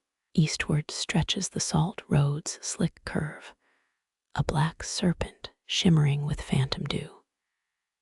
You adjust your pack. The scarab shell pulses faintly against your hip, a frozen heartbeat in fabric. That's when it happens. A shadow slices the sky, razor-sharp wingtips carving the silence. You flinch. The hawk banks hard, sunlight flaring bronze across its chest. Circling once, twice. No falconry jesses. No bell, just gilded feathers and a beak that could open walnuts. Messenger bird, you ask the empty air. No response, but the camel spits. Hawks hunted these dunes long before the pharaohs. Ancient traders tied prayers to their legs, crude papyrus scraps begging for safe passage. Your boot nudges a half-buried shard, glazed ceramic part of a drinking vessel. The hawk shrieks. Its shadow hits the ground like a thrown knife. You crouch instinct. Sand grits under your nails. The bird lands 10 paces ahead, perched on a salt-bleached skull. Bovine, maybe, or human. Hard to tell when the desert's done gnawing. It stares. You stare back. Rule number 1 in predator standoffs. Blink first, lose lunch. A hot wind kicks up. The hawk's feathers rattle a sound like dried reeds. One leg lifts, clenched in its talons, a knotted thread. Blue, identical to the glowing vein the moonlit weaver gave you. Okay, you breathe. New rule. Stop losing track of magic string. The bird tilts its head, releases the thread. The thing unfurls midair, hovering like a hypnotist's pendulum. Symbols ignite along its length. Not hieroglyphs, emojis, a camel, a storm cloud, a pizza slice. Historians still argue whether Roman merchants actually imported flatbreads from Pompeii, you mutter. This feels pointed. The hawk screeches. You reach slow, as if coaxing a stray cat.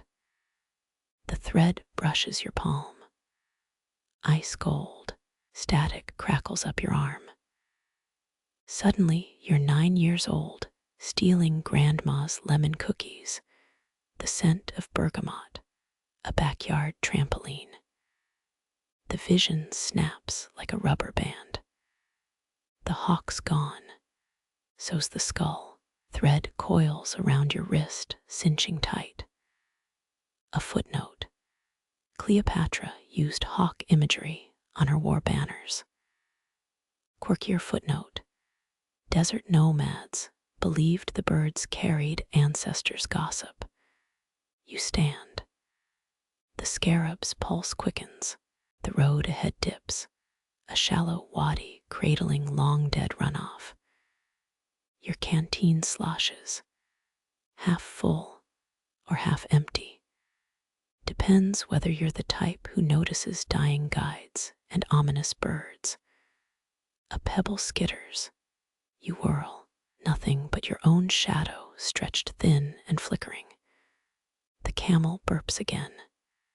Yeah, you say. Mood. Night bleeds into the horizon, indigo chasing amber. Stars wake one by one. You walk. The thread hums. Somewhere ahead, a campfire sparks. Or maybe Sirius just partied too hard. 3 hours later, or 30 minutes, who's counting? The dunes flatten. Moonlight reveals a stone platform. Weathered, pockmarked. Someone's chiseled a chessboard into the surface. The pieces, scorpions versus beetles. Your laugh comes out strangled. Cute, the thread tugs. You step onto the board. Scorpions skitter into formation, black carapaces gleaming. A beetle lifts its wing cases, revealing a tiny spear. Shadows thicken. Checkmate in 3 moves, but that's tomorrow's problem. Sunlight glares off the salt crust, needles of white light stabbing your eyes. You shield your face. The dunes ahead ripple, a heat-hazed tapestry of gold and bone. That's when you trip. Your boot catches on stone, not a rock, a mound. 18 fist-sized slabs stacked knee-high, weathered smooth by centuries of grit. No carvings, no offerings, just a rusted iron bell, half buried at its base. The metal's eaten through, orange scabs flaking under your touch. Desert graves like this dot trade roots from Marrakesh to Mesopotamia, cairns to keep sandstorms from scavenging the dead. Your thumb traces the bell's fissures. Cold seeps into your glove. 12 feet west, a human femur protrudes from the slope. Sun-bleached, anonymous, cozy, you mutter. Great view of more sand. The scarab shell in your pack thrums, 3 quick pulses. You count 9 seconds of silence before the wind answers. It carries a sound, metal grinding against stone. The bell. But its clapper's long gone, yet the vibration lingers. A sub-bass growl through your soles. Historians still argue whether these markers memorialized plague victims or exiled poets. Your money's on both. The blue thread tightens around your wrist, a moth's cocoon. You crouch. 16 pebbles lie scattered around the cairn. One bears a chipped hieroglyph. An eye, closed, creepy paperweight, you decide, tossing it aside. The camel snorts. You turn. Its silhouette blurs, heat-warped and shivering. A vulture perches on its hump. Uninvited. The bird cocks its head, beak glinting like a chef's knife. In Cairo's bazaars, vendors once sold ghost bells to repel jinn, until the caliph banned them for being too noisy. Quirkier fact. An 1803 expedition report describes a bell near Giza that rang only at noon, and only for red-haired travelers. This one's a dud. You kick it. Rust flakes snow onto the sand. 17 steps east, the ground dips. Something winks in the glare. A coin. You dig, fingers scrabbling through hot grit. Your nail snags metal. Pull. A chain emerges, 9 tarnished links ending in a pendant. St. Christopher. Facing backwards. Wrong desert, you tell the charm. The scarab's pulse spikes, a frantic Morse code behind your ribs. Shadows lengthen without warning. You glance up. The sun hasn't moved. But the cairn's silhouette now stretches 30 feet, a black finger pointing north. Your canteen sloshes. Half empty now. Definitely half empty. Wind screams. Sand pelts your neck, needles inside your collar. You turn. A dune disintegrates 50 paces back, spitting out a wooden plank. Then another. 11 rotten boards form a signpost. Sorry to be late. Keep walking. Carved in modern English. Emojis included. Hilarious, you deadpan. The thread hums, a dentist's drill against your wrist bone. North it is. You pocket St. Christopher. The camel follows, bell clanging around its neck, your stolen souvenir. 5 minutes pass. 10. The cairn's shadow follows like a compass needle. Dead useful, dead creepy. A rock clatters behind you. You spin. The grave's stones have rearranged, spelling nope in shaky cursive. Real mature, you shout over the wind. Your boot catches on wire. Barbed, fresh. A fence materializes, 8 rusted posts guarding nothing. Beyond lies a depression. 3 shallow trenches form a triangle. Inside, cigarette butts, a Pokemon Geo hydration bottle cap. The thread goes slack. Modern trash. Ancient grave. Same plot of desert. You exhale, a laugh caught between awe and nausea. Time folds here, origami with no creases. The camel sneezes. A scorpion scurries over your boot, uninterested in the existential crisis. Dust stings your eyes. You blink. The cairn's back to its original form, bell buried, stones innocently stacked. The shadow points northeast now. Capricious dead, your canteen weighs less. Thirst carves its initials into your throat. You unscrew the lid. Last sip. Warm metal kisses your lips. The scarab shell shrieks. A sound like feedback. You drop the canteen. Water pools. A Rorschach blot on the sand. Shapes emerge. A crown, a hangman's noose, a Wi-Fi symbol. Subtle, you croak. The ground convulses. A crack splits the cairn, spitting out a scroll case. Bronze, warm. Inside, papyrus crumbles at your touch. The ink remains, a single sentence.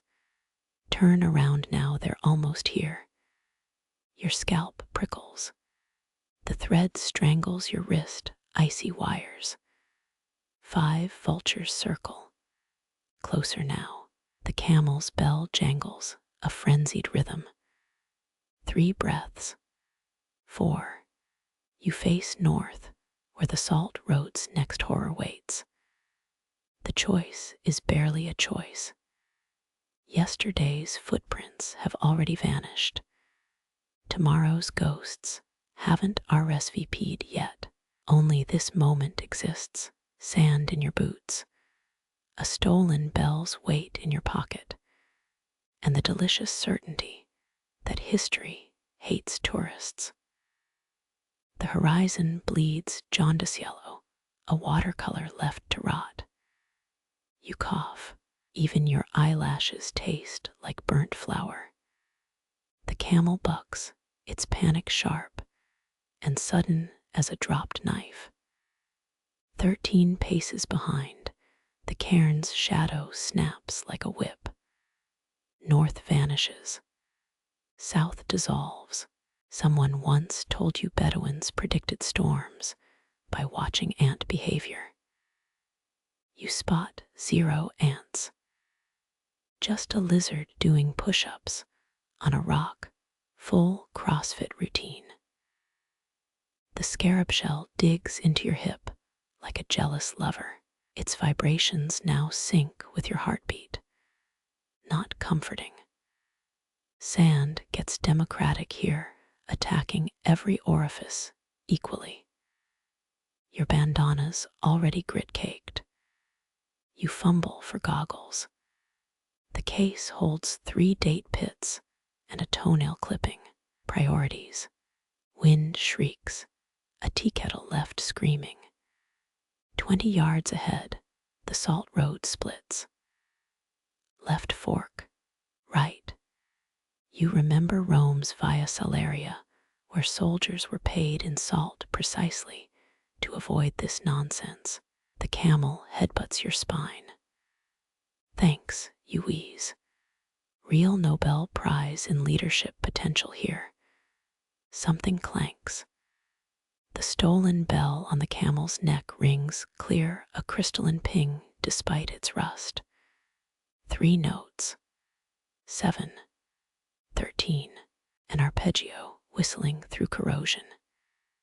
You freeze. Bells meant protection once if you ignored the caliph's 9th century ban on unholy jingles.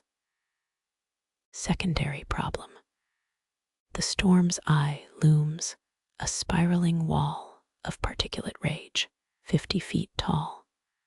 500. Depth perceptions shot. Your canteen's still empty. The thread around your wrist vibrates, Morse code for idiot. Historians still argue whether the great erosion of 1023 CE erased entire oasis cities or just inflated real estate prices. You're betting on both. The camel sneezes out a mucus grenade. Charming. You wedge behind a limestone outcrop. The rock face feels like frozen sandpaper. Digging for rope, your fingers brush wax tablets, their cuneiform squiggles worn to braille-like nubs. Merchants used these for contracts. And grocery lists, mostly grocery lists. Lentils you translate, wine, 1 adulterous goat, paid in full. The storm howls approval or displeasure. Hard to tell. Shoving the tablet aside, your elbow hits a crevice. Inside, a skeleton missing its skull. A coin gleams in the ribcage. Tiberius-era denarius. Heads or tails? You ask the bones. Lightning fractures the gloom, neon green filaments cracking the sky. For half a breath, you see them. 27 dust-encrusted figures trudging parallel to your path. Soldiers, slaves, their faces turn. No eyes, no mouths, just smooth dunes where features should be.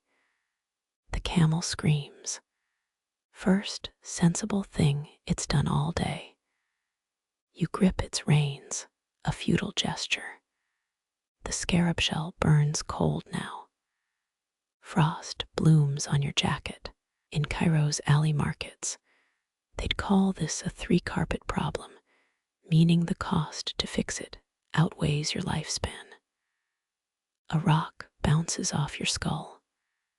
Then another. Hail. No petrified dates. The storm's lobbing ancient snacks. Survival tip 23. Catch, eat. Regret archaeologically. The thread tightens, sawing through skin. Blood beads along its azure fibers. You stumble left or right. Compasses are useless here, the magnetic poles fleeing south for better pay. Sudden clarity. The bell's not ringing. It's laughing. High-pitched giggles slicing through wind. Your pocket warms. St. Christopher's pendant glows cherry red, upside-down face, screaming silently. You recall a fringe theory from a Bucharesti lecture hall. Certain storms physically age whatever they touch. Test subjects.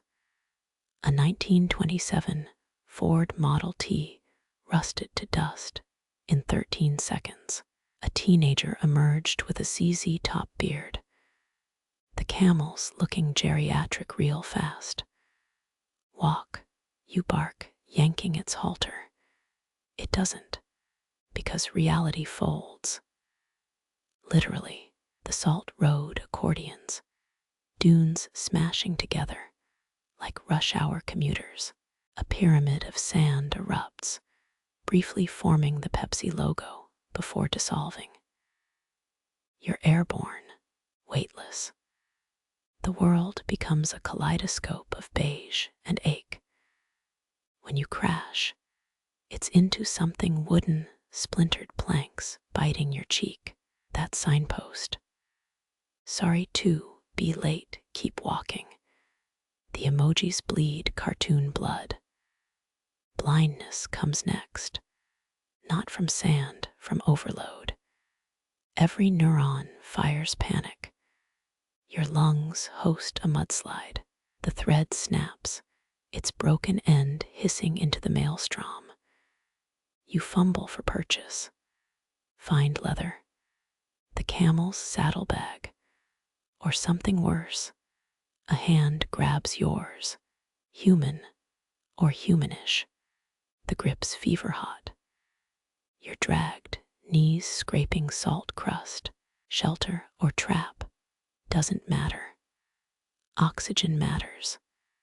The world shrinks to tactile snippets, rough wool against your forehead, the reek of rancid butter, a voice crooning mere tranquillitates as if reciting poetry. Moon landmarks, clever party trick. Pressure shifts. Silence rings louder than any bell. You pry crusted eyes open. Candlelight. 14 wicks dancing inside glass jars, the labels still reading peanut butter, crunchy. A bearded face swims into focus, but whether that beard belongs to a man, a woman, or a particularly hairy cactus, the jury's out. They offer a clay cup. Liquid sloshes, motorol black. Smells like burnt hair and forgiveness. You drink. The liquid coats your throat, tar thick and bitter as a tax audit. The cactus person blurs, edges vibrating like a cassette tape, unraveling. 14 peanut butter jar candles gutter. When the world stops yawning sideways, you're kneeling under 3 twisted trunks, roots coiling like arthritic fingers mid-snap. Choose, rasps the air itself, a voice dragged through gravel and regret. The camel snorts, backing into a thorn bush. Its bell hangs silent now, a bronze oyster refusing to purl. Each tree bears a hollow where bark peels back, revealing wet pulp that pulses. One oozes resin smelling of burnt honey. Another leaks something darker, viscous and metallic. The third just weeps sand. You dig nails into salt-crusted palms. Roman soldiers once marched this route, paid in salt rations instead of cash. Practical. The Via Salaria's ghost probably laughs at your indecision. The middle tree's roots twitch, a spider leg testing its power cables. Ambush, you mutter. It's always an ambush. Historians still argue whether menhirs or mirages caused more caravan detours. The voice doesn't care. Choose, it repeats, cracking like glacier ice under a tourist's boot. Each hollow now glows. Resin pool shimmers with reflected faces, people you half recognize from bus stops and bad dreams. The metallic ooze swirls into cuneiform receipts. 1 goat, 3 amphorae, regrets sold separately. The sandweeper's cavity births a tiny dune, already collapsing. You unsheath your knife, worthless against arboreal tyranny, but the grip steadies you. The camel bleats, chewing a root tip. Tactical error, you warn it. Herbivore treason. Light shifts. 3 shadows stretch toward the storm's carcass on the horizon. Yours is missing, left behind in the peanut butter bunker. The scarab shell thrums a discordant lullaby. You recall a street vendor in Marrakesh hawking mummified satyr feet. Equally plausible choices here. Flip a coin. You ask the restless roots. No answer. Just the third tree's sand streaming faster, an hourglass on amphetamines. The voice starts humming now, a Byzantine hymn about tax evasion. You kick the resin pool. Faces ripple your mother's eyes, your dentist's elbows. A subway busker you threw change at once. Sudden clarity. The hollows aren't options. They're mirrors. You pocket a glob of honeyed resin, instant regret as it bonds to your jacket lining. The metallic fluid boils, etching a word into the sand. Stay. The wind steals the tea, leaving say. The camel eats the winope, you announce, turning on your heel. The voice escalates to operatic shrieking. Roots lunge, snagging your bootlace.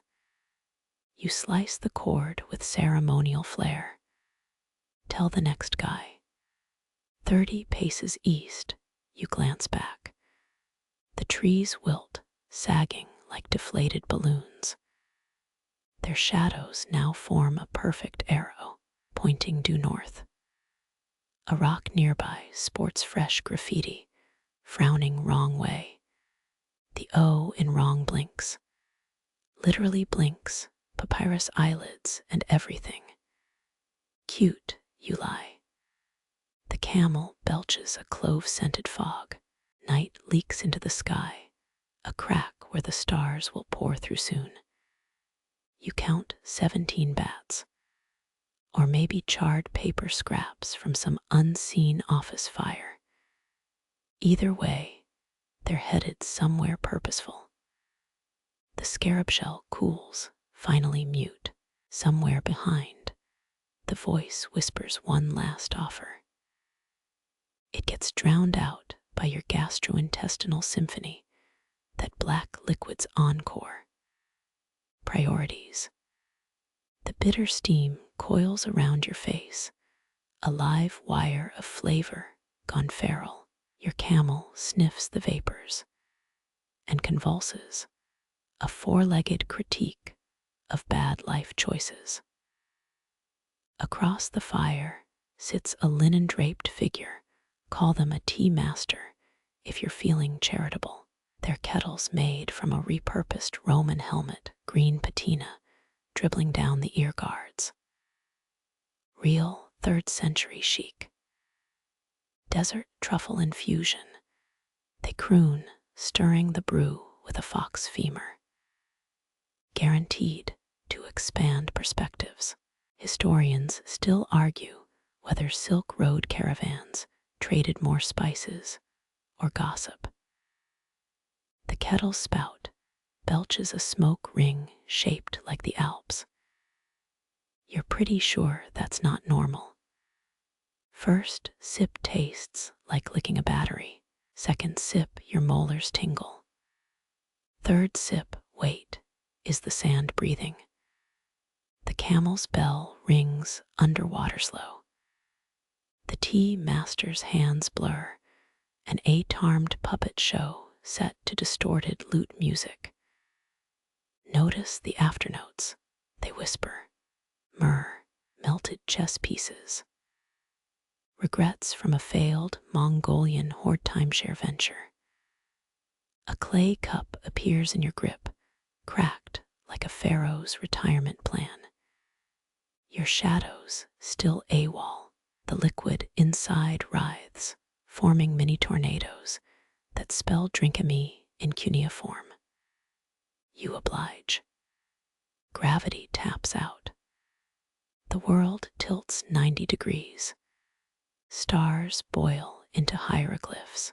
A limestone colonnade erupts from the dunes, its pillars carved with ads for olive oil and gladiator merch. The tea master materializes atop the nearest column. Welcome to the pop-up agora. Their voice echoes. Try the figs. They're divinely overpriced. A fig levitates into your palm.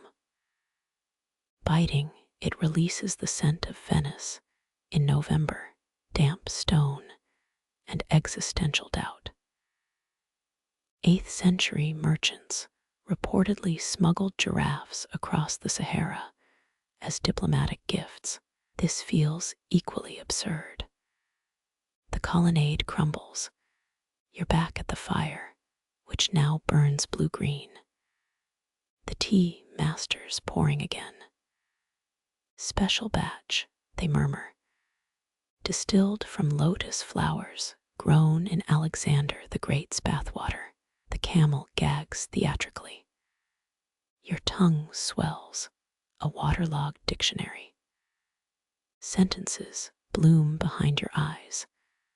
The library of Alexandria's fire began with an overdue scroll fee. Cleopatra once bet a province on a particularly aggressive game of knucklebones. Facts. Hallucinations. The tea winks. The brew's fourth layer tastes of burnt sage and interoffice memos. A stone amphitheater rises, sandstone bleachers packed with shadow audiences. On stage, a puppet show reenacts your birth. The lead puppets made from your old gym socks. Critics jeer. Encore. Shouts a jackal-headed spectator. The tea master hands you a lyre. Improvise a ballad about tax reform. You strum a chord, it smells of wet dog. 12 spectral raccoons materialize for backup vocals. Reality resets. The fire's down to embers. Your shadow's back, stretching east like a guilty conscience. The camel munches what's either a shrub or the tea master's left shoe. Final pour, says the figure, now translucent as old glass, harvested from tea plants, crucified by Vandal rebels in 439 CE. Allegedly, the liquid's blacker than a bishop's coffee order. You drink. The desert flatlines. For 17 seconds, counted by a toad with a pocket watch, you understand everything. The true name of the wind. Why sundials resent moon phases. How many licks it takes to reach the center of a caramel-coated tax evasion scandal. Then it's gone. The tea master's vanished. A single cup remains, stained with lip prints that weren't yours. The camel belches a smoke ring that spells TIPS in elegant cursive. Dawn scratches the horizon. Your brain feels like a rented tuxedo, stretched thin and vaguely sticky. Somewhere north, a scarab clicks its disapproval. The road ahead shimmers innocent as a freshly laundered lie. Your boots meet weathered planks, each step a creaking opera. The bridge spans a canyon's jagged mouth below. A riverbed bakes pale as sun-bleached bone. Legend claims Byzantine engineers used egg whites to bind mortar. This thing smells more like regret and splinters. Your camel balks at the first board, its expression screaming class action, lawsuit. Wind snakes through the gorge, a chorus of half voices. Taxes, sesame prices, curse this humid tunic. The timbers hum with centuries of dead small talk. Historians still argue whether this pass served spice caravans or smuggled divorced emperors. A plank cracks, splintering the air. You freeze. The camel exhales slow, in what might be Arabic profanity.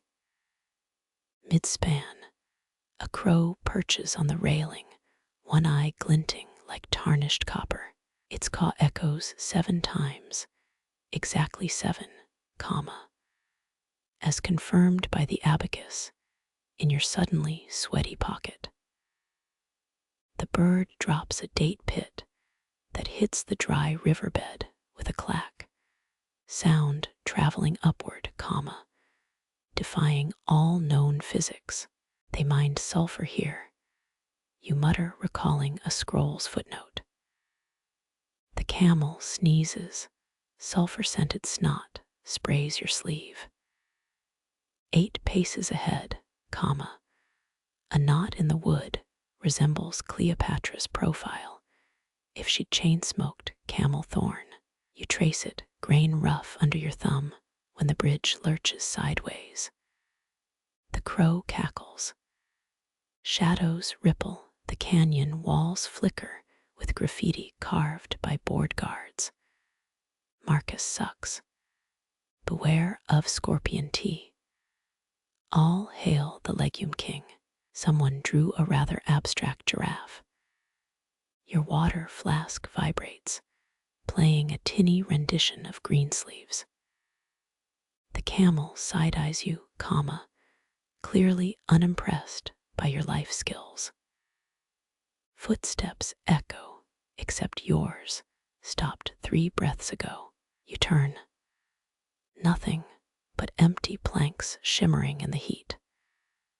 The camel's chewing something that might be the bridge's handrail. A bead of sweat rolls down your neck. It hesitates at your collar, as if rethinking life choices. The far side looms, a baked earth slope dotted with shards of pottery. One fragment glints buried in dust. You kick it, revealing a terracotta camel mid-sneeze. Quirky, sure. But scholars did unearth 7th century figurines of politicians shaped like annoyed livestock. The original roast culture, wind gusts, a plank tears free, tumbling into the gorge. The drop lasts just long enough to question every decision since breakfast. The camel belches, its breath smells suspiciously of licorice and bad omens. At the cliff's edge, you glance back. The bridge sways, a drunk's approximation of architecture. That crow's still there. It nods, as if grading your performance before dissolving into a feathery mist. Your shadow stretches toward the eastern dunes, already gossiping about this mess to the scorpions. The riverbed watches with cracked earth eyes. You swear it mouths the words, next time. The camel sneezes again, this time in iambic pentameter. The road ahead yawns hungry as a tax collector's ledger. Somewhere, a tea master's laugh rides the wind thin and steeped in schadenfreude. Your water clock's drip stops mid-plink, a copper bowl frozen between ticks. The caravan cook stirs stew in perfect tempo, unaware the ladle hasn't touched the pot for 7 breaths. Alexandrian engineers once built water-powered alarm clocks with singing bronze birds. Yours just died with the urgency of a tipsy sloth. Your thumb brushes the stoppered inflow, cold as a pharaoh's toe in a winter tomb. Nobody glances up. The wool merchant counts bolts backward from 99, his lips forming numbers your ears can't catch. A toddler chases a scorpion, both moving like syrup over glass. You pinch your arm. Pain arrives, 3 heartbeats late. Hey, your voice stretches, a lute string tuned too tight. The guide snaps his fingers, pop, pop, pop, each snap layered atop the last, like wax tablets left in the sun. The camel chews, and chews, and chews, its cud recycling in a loop older than the Silk Road. You remember reading 7th century Nubians tracked time by star chlorine levels, unverified. But the desert air does taste sharper tonight. A moth freezes mid-flap near your ear, its wings freckled with patterns matching the Horsehead Nebula. Check your sundial. You slur words trudging through honey. The merchant's shadow stretches east, while his headscarf flutters west. Historians still argue whether Nubian sundials measured hours or tracked something older beneath the dunes. Your toes feel unnervingly separate from your sandals, like they've started narrating their own memoir. You fumble for a timekeeping rhyme. 30 days hath September. April collapses into August. A dropped fig hangs midair, defying Euclid and common decency. The cook's spoon finally hits the pot, clang, resonating across 12 seconds stretched thin as papyrus. Stars smear like wet ink above. That northern constellation you've always called the drunk scribe now clearly forms a detailed recipe for date beer. Cleopatra reportedly aged only 6 hours during her Nile barge parties. Court scribes blamed hydrostatic temporal drift. You always assumed that meant wine. The toddler catches the scorpion, or the scorpion catches the toddler. Their waltz reverses, repeats, stumbles into a tarantella. You taste yesterday's figs and tomorrow's dust. The camel belches a chord that hums in both major and minor keys. Dawn should have cracked the horizon 16 minutes ago. Instead, the moon lingers, a dinner guest, overstaying its welcome. Your shadow has developed 3 new hobbies: knitting, mime, and passive-aggressive eye-rolling. The frozen moth's wing brushes your cheek, cold as a forgotten dynasty's last coin. Temperature affects time. You whisper, recalling a half-charred text from the Library of Alexandria. The words ripple outward, visible as concentric rings in the air. 8 camels sneeze in palindrome. A bead of sweat rolls up your spine. The guide snaps again. Time lurches, stumbles, resumes with the grace of a beached dolphin. The stew boils over. The toddler wails. The scorpion flees, extra crispy. Your water clock gurgles alive, spitting out 2 hours worth of drips in a single indignant splash. No one comments. The merchant finishes counting at 11. The camel smirks, its cud now suspiciously fragrant with licorice and deja vu. Somewhere, a sundial's shadow writes an apology in long-dead dialects. You pocket the frozen moth, already planning to gift it to the next historian who claims time is linear.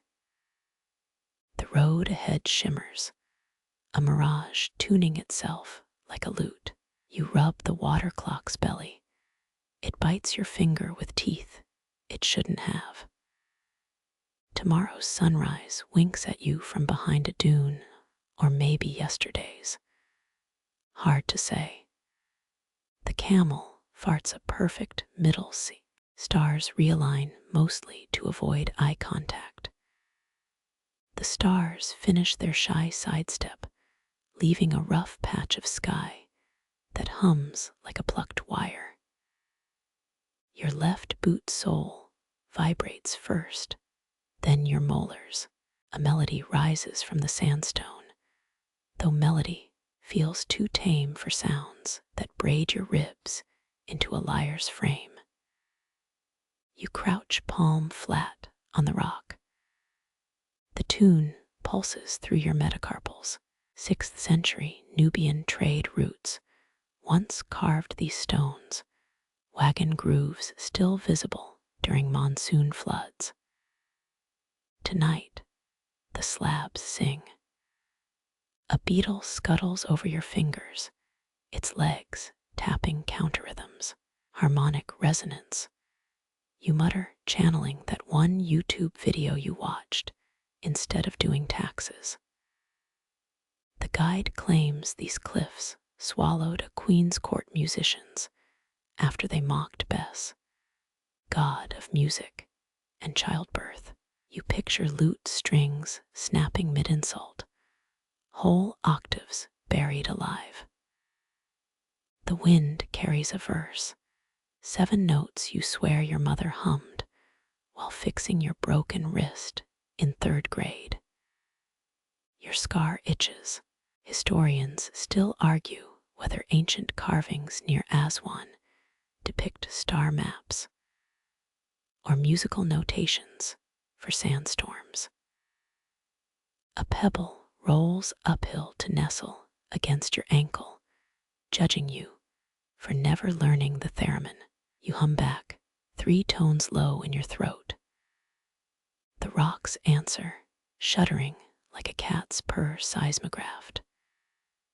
3 dates fall from your pack, splitting open to form perfect 8th notes in the dust. 5th century Persian poets wrote of singing deserts, but their translators usually called it heat stroke. Your canteen ripples, water sloshing in time. A seepage stain on the rock face looks eerily like Ella Fitzgerald mid-scat. The guide warned about phantom orchestras, said they steal your sense of minor keys. You never realized how much you'd miss sadness until a rogue C-sharp lifts it from your chest. A flat stone thrums warmer underfoot. You shift, testing pitches. The cliff's refrain sharpens, cleaving the difference between tinnitus and transcendence. 18th century explorers swore certain quartz veins in the Sinai could store sound. Like geologic vinyl, you press your ear to a crevice, hearing war drums that taste of burnt honey. The beetle halts, antennae conducting. Your shadow stretches sideways, twisting into a stave. Dry harmonics peel layers from your thoughts, each measure erasing a debt, a regret. That mortifying 6th grade recorder solo. A jackal's howl weaves through the chords, minor 3rd harmony flawless. You hear it too. You ask the night. The jackal yips, a G-flat that cracks open a new fissure. Ceramic shards poke through, glazed with lotus patterns. Your pinky brushes one, suddenly recalling the weight of a terracotta funeral urn you've never held. The melody shifts, a lullaby in Lydian mode. Back in Cairo, A street vendor swore sleeping near Rosetta Stone replicas cured sleepwalking. You never bought one, yet here you are, swaying toward a cliffside's whisper. Your left foot taps in 7/8 time, a Balkan dance you've never learned. Lightning cracks the horizon silent, but bright enough to cast your shadow in triplicate. Each silhouette hums a different verse.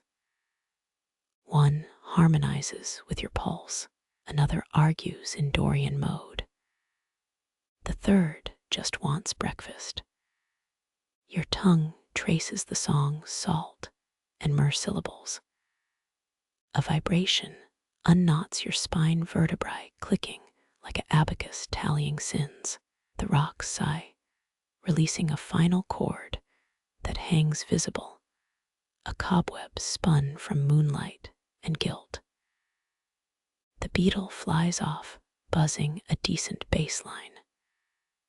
Dawn's first breeze scatters the ceramic fragments into a wind chime. You pocket a shard, edges too smooth for something just born from song. Somewhere 3 deserts away, a woman wakes humming a tune she'll swear is her own invention. The last fire's embers cling to your retinas, phantom coals floating in the pre-dawn gloom. You count 7 empty tent frames, their canvas skins peeled back like fruit rinds. Footprints swirl in concentric rings, none leading toward the horizon. A tea set sits steaming on a rug, 3 cups full, one cracked. The merchant emerges from a tent that wasn't there 3 breaths ago. His indigo robes still bear the creases of a Baghdad factory press. You recognize the scent, Ispahan rose oil, favored by 10th century Silk Road traders to mask camel sweat beneath their perfumed veneers. Pistachios, saffron, partial refunds. His smile stretches tight, displaying teeth filed to points like those Eritrean salt caravanners who believed sharp grins warded off hyenas. You ask about the vacant camp. The grin dissolves. He examines his hands. White scars lattice the knuckles where henna once marked successful deals. You're the 5th. His gesture takes in the hollowed tents, wind whistling through guy wires. The nearest shelter still holds a half-packed trunk. Inside, a child's doll with Lapis eyes, a pair of German field glasses, a jar labeled Mekong River mold, 1892. None of the objects share a continent. He mentions the Kuchakashka roots collapse between 700 and 9800 CE. How vanished oases left tea bricks fermenting in abandoned godowns. Historians still argue whether drought or shifting alliances strangled those trails.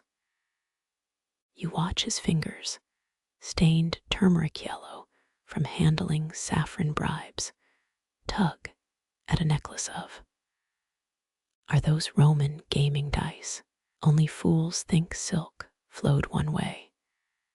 He taps the cracked teacup, its glaze rippling like Mirage lakes. A fly drowns in Darjeeling steam. You recall camel brigade ledgers listing Athenian owls, silver coins, traded for jade as far east as Xi'an. His left eyelid twitches, the universal tell of a man who swallowed his own lies too often. The wind flips a rug corner, reviosing rammed earth beneath. Pressed into the soil, a brass key, a uranium glass bead, the tiny skeleton of a marsupial lion. Australian megafauna remnants. Here, you file that under unresolved biogeographic nightmares, alongside medieval accounts of Arctic narwhals in Crete. He offers baklava golden layers, oozing tamarind paste instead of honey. A test.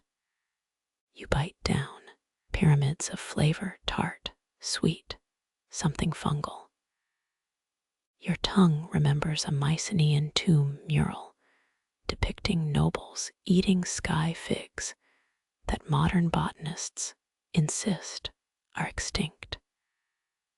Dawn bleeds across the dunes. The merchant's shadow stretches tentacle-like across 6 empty plots. You point to fresh camel tracks, heading northeast, the exact path your instincts scream to follow. His laugh rasps like papyrus, crumpled over stone. Trot that direction, and you'll meet 4 mirrors of yourself, all equally insufferable. The cracked teacup mends itself, a hairline scar the only evidence. He pours steaming chai into it. No liquid touches the rug beneath. You've read about Byzantine cup magic disguised as street performance. But that chapbook now sits in a Bonn library's delusional ramblings annex. Your hand drifts toward the child's doll. His heel slams down, missing your fingers by a breath. Curious mice die beneath floorboards. He hisses, then smooths his robe. A forced chuckle. Let me show you something proper. From his sleeve spills a 1930s Zippo. A terracotta shard from Mohenjo-Daro, your own missing sock. The sun crests. His stall begins dissolving. Reed mats curling like burnt film. You grab the uranium bead. It pulses once. Your fillings vibrate in sympathetic Morse code. As the last tent folds itself into non-Euclidean geometry, the merchant tips his hat. When you meet the 4th version of me, give him this. He tosses a date pit that hits your palm, already sprouting roots. The horizon wavers, a tectonic sneer. Somewhere behind you, 3 cups of tea grow cold synchronously. The 4th remains steaming, impatient, ready to scald. Your palm cradles the sprouting date pit, roots tickling like spider legs. The merchant's vanished tents leave only heat ripples. Or are those more dunes holding their breath? You trudge northeast, ignoring the man's warning about meeting yourself. The horizon flattens into a black sheet, stars smeared like wet ink. Sand gives way to cracked mud tiles. Your boothiel catches on a stone disc, sun-bleached, marble-edged, with Babylonian constellations. Scholars confirmed in 2019 that these star maps guided desert crossings long before compasses. A glint stops you between 2 tiles.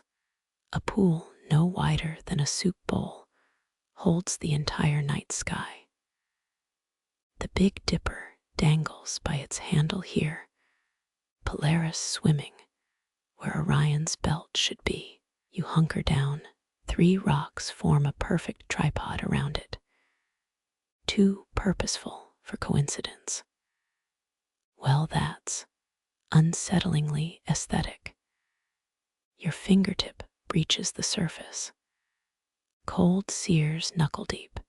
The waters somehow below freezing in this heat. Constellations unravel. Your touch warps Ursa Major into a spiraling octopus. When the ripples still, Cassiopeia glares upside down her throne, Now a hangman's scaffold. Something winks beneath the stars. A brass ring settled on the pool's floor. 1980s kids cereal vibes, but older. You recognize the design Roman era, though historians still argue whether such mirror wells were holy sites or rich brats' toys. The ring's inscription reads RESIPSA Lockwitter. The thing speaks for itself, you mutter. Your Latin's rusty, but functional, thank you. 7th grade obsession with gladiator films. Leaning closer, your breath fogs the miniature sky. The ring shifts, aligning with distorted Scorpius claws. Now you see them, microscopic grooves scoring the brass. A music box mechanism. You hum a Byzantine hymn your aunt played on road trips. No response. Wind kicks up, grit stings your neck. The pool remains pristine. No sand mars its surface. You drip sweat onto Sagittarius. Each salty bead becomes a comet streaking through Libra. Okay, sky mirror. Let's barter. You place the sprouted date pit beside the pool. Roots wriggle toward the water, then recoil. Fascinating. From your pack comes the uranium bead looted from the merchant. Its faint glow intensifies near the pool. At least now you have mood lighting. A sound like cracking quartz. The water thickens to mercury. Stars fade. The reflection clarifies. Your own face stares up, but younger, softer, wearing that awful tie-dye shirt you burned after high school graduation. Mirror you mouths. Don't trust, the vision shatters. Sudden vertigo, you're flat on your back, head ringing. Above, the real stars wheel, uninverted, unimpressed. The pool's gone. Only the Babylonian star disk remains, its etched lines now glowing faintly. You sit up, head throbbing. The uranium bead pulses synchronously with your heartbeat. In your clenched fist, the brass ring. How? You never reached in. A metallic taste floods your tongue, the same as licking a battery. Faint laughter echoes, maybe the wind, maybe not. When you stand, the star disk fractures under your boot, revealing a compartment hollowed beneath. Inside, a clay tablet. Squinting, you translate the cuneiform. Who observes the observer? Classic philosophical koan. Also the title of a pretentious indie band you saw at a Brooklyn basement show. The tablet crumbles, releasing the scent of burnt cardamom. Northwest now, or is the ring guiding you? Doesn't matter. Dawn's still hours off. You pocket the brass, kick sand over the glowing disc shards. Behind, something liquid gurgles, but turning reveals only empty dunes. 1 step. 2. The ring warms against your thigh. 3. When you glance back, the sky mirrors rippling again, capturing not stars, but the crooked shape of your own retreating shadow. It winks. You walk faster. The brass ring hums against your thigh, like a phone set to silent vibration. You halt mid-stride. Sand cakes your boots, heavier than before. Fumbling in your satchel, your fingers brush papyrus, except it's not. A charcoal-smeared scrap of gazelle hide uncurls in your palm. The lines squirm, dotted, dashed, blotted by what might be old mutton grease. You recognize the X marking your current camp. But that's impossible. You drew no map. Kids' artwork. You snort. Guess the desert's low on crayons, but the details snag. That jagged outcrop to the west, same one you nicknamed broken incisor yesterday. The dry well marked just south. Its stones still faintly warm from your piss at dawn. Every landmark matches. The dotted path twists northeast, directly to this spot. You shiver. Your own bootprints mar the spot marked XA breeze, flips the hide. On the reverse, child-sized fingerprints stain the edges. Carbon dating in 1997 proved similar desert maps were drawn by 6-year-olds, guided by caravan elders to learn trade routes. But this is newer. Still smells faintly of smoke. You pivot, scanning dunes. No campfires. No laughter. Just the ring's buzz syncing with your pulse. Kneeling, you trace the map's charcoal line. It smudges, reforming into different curves. Now the X sits where the sky mirror pool vanished hours ago. Adjustable GPS. Nice. Wind snatches the words. The hide jerks taut in your grip edges, fluttering like a trapped bat. You drop it. It slaps onto the sand, charcoal lines bleeding outward, new paths spiderweb, every route a loop returning here. Even the broken incisor now circles itself in endless scribbles. Historians still argue whether ancient traders used these living maps intentionally or just blamed toddlers for mystic accidents. You're voting for mystic accidents.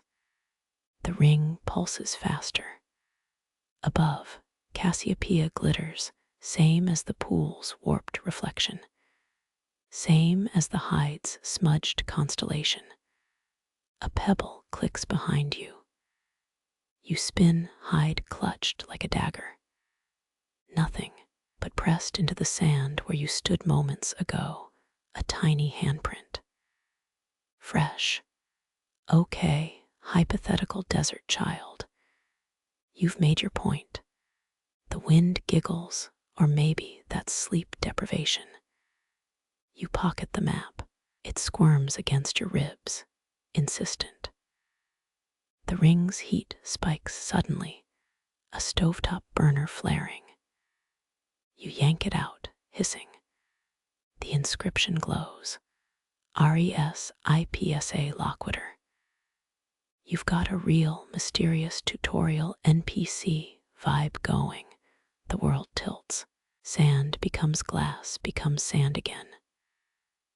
When the vertigo passes, you're seated cross-legged by a campfire that wasn't there before. Flames lick a blackened kettle, smelling of licorice and regret. Across the fire, a child rubs charcoal on gazelle hide.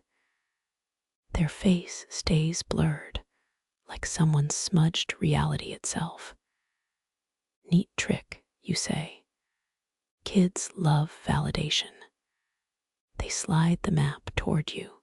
It's your face now crudely drawn wide-eyed, holding the ring. Above, stick figure stars spiral into a vortex. You pretend to study it like fine art. Abstract expressionism. Bold choice. The child taps the vortex. Their finger leaves no dent in the sand. You mimic the gesture and prick your thumb on a hidden thorn. Blood beads. The fire inhales, flames stretching toward the droplet. You jerk back. The campfire snuffs out. Cold slams into you, bitter, sterile. Moonlight reveals dead embers months old. Your blood dots the map's edge. But the child's drawing now shows your ex surrounded by 12 stick-figure bodies. Well, that's festive. The ring goes ice cold. Dawn's first blush seeps across the dunes. By the time you count to 17, an old panic habit, the map's just a scorched scrap again. No bodies, no vortex, just your camp exactly as you left it, and a new path drawn in ash. It leads southwest, straight into a sand viper's nest you avoided yesterday. Clever kid, you stand. The ring finds its way back into your fist. Somewhere, a distant bell chimes. No, wait, that's the clinic alarm in Marrakesh when your cousin got food poisoning. Hallucinations shouldn't smell like expired tagine. The map rustles in your pocket. You let it. Whatever or whoever is sketching your path clearly dislikes audiences. You kick dust over the ashes. Next time, you mutter, try gel pens. Lichen stains your boot as you turn.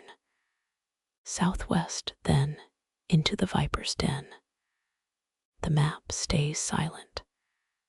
But the ring thrums a victory march only you can hear. The last ember winks out, taking the night's warmth hostage. You jam hands into armpits, failing biology. Frost claws up your sleeves, 1,000 syringe-sharp needles auditioning for your bloodstream. Somewhere east, the sky pinks, like blood diluted in milk. Your breath hangs, a ghost with commitment issues. The campfire's corpse radiates mockery. Remember those Roman legionaries stationed along Hadrian's wall, dumping naphtha on watchfires? Yeah, this isn't that. No petroleum rainbows here, just charred sticks and regret. Footsteps crunch. You leap up, sand cascading from your thighs like an hourglass mid-flip. Nobody. The dunes play dead. 4th century Byzantine monks supposedly bred glowworms to illuminate manuscripts. You trade 3 camels for 1 glowing grub right now. The ring pulses, a metronome for hypothermia. You press it against your sternum, its brass teeth gnawing through linen. Res ipsa loquitur, you mutter, more like res ipsa Looney Tunes. A laugh wheezes out, thin and cracked. Bending to grab your pack, you freeze. There, at the fire's edge, a scarab shell glints, still warm. Section 29's little parting gift, early. You pocket it, the heat bleeding through your coat like a guilty thought. Wind slices northward. You turn, hood raised like a desert tortoise's last stand.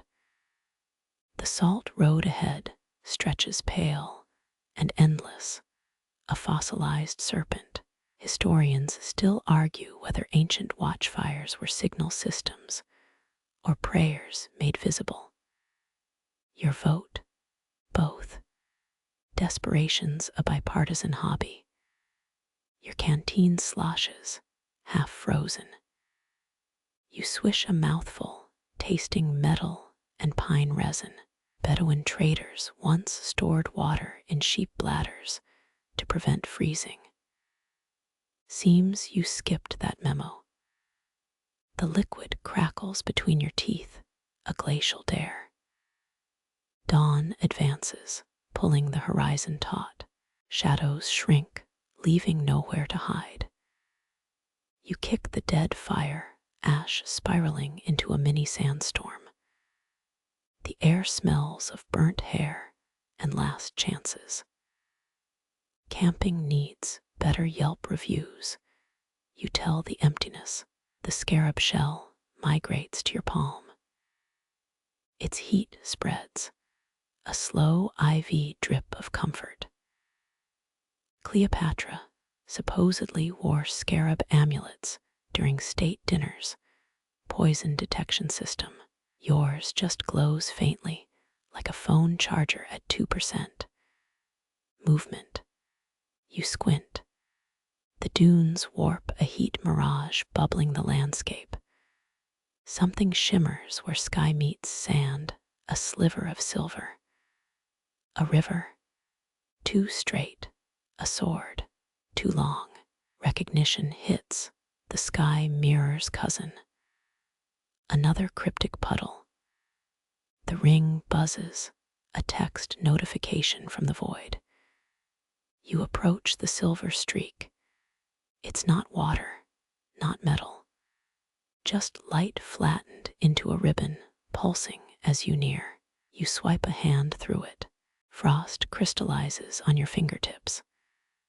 Cold storage, you whisper. Got it. The scarab's heat intensifies their fighting now, ring versus beetle. You pocket both. Truce enforced by denim. Southward, the salt road glistens, crusted with overnight frost. Your boots crunch waking echoes older than the pyramids. A sound pricks your right ear, flute notes. No wind through a crack. No both. The guide's words resurface. Dune's songs are just the desert breathing. You'd ask him to clarify if he hadn't dissolved at sunrise yesterday.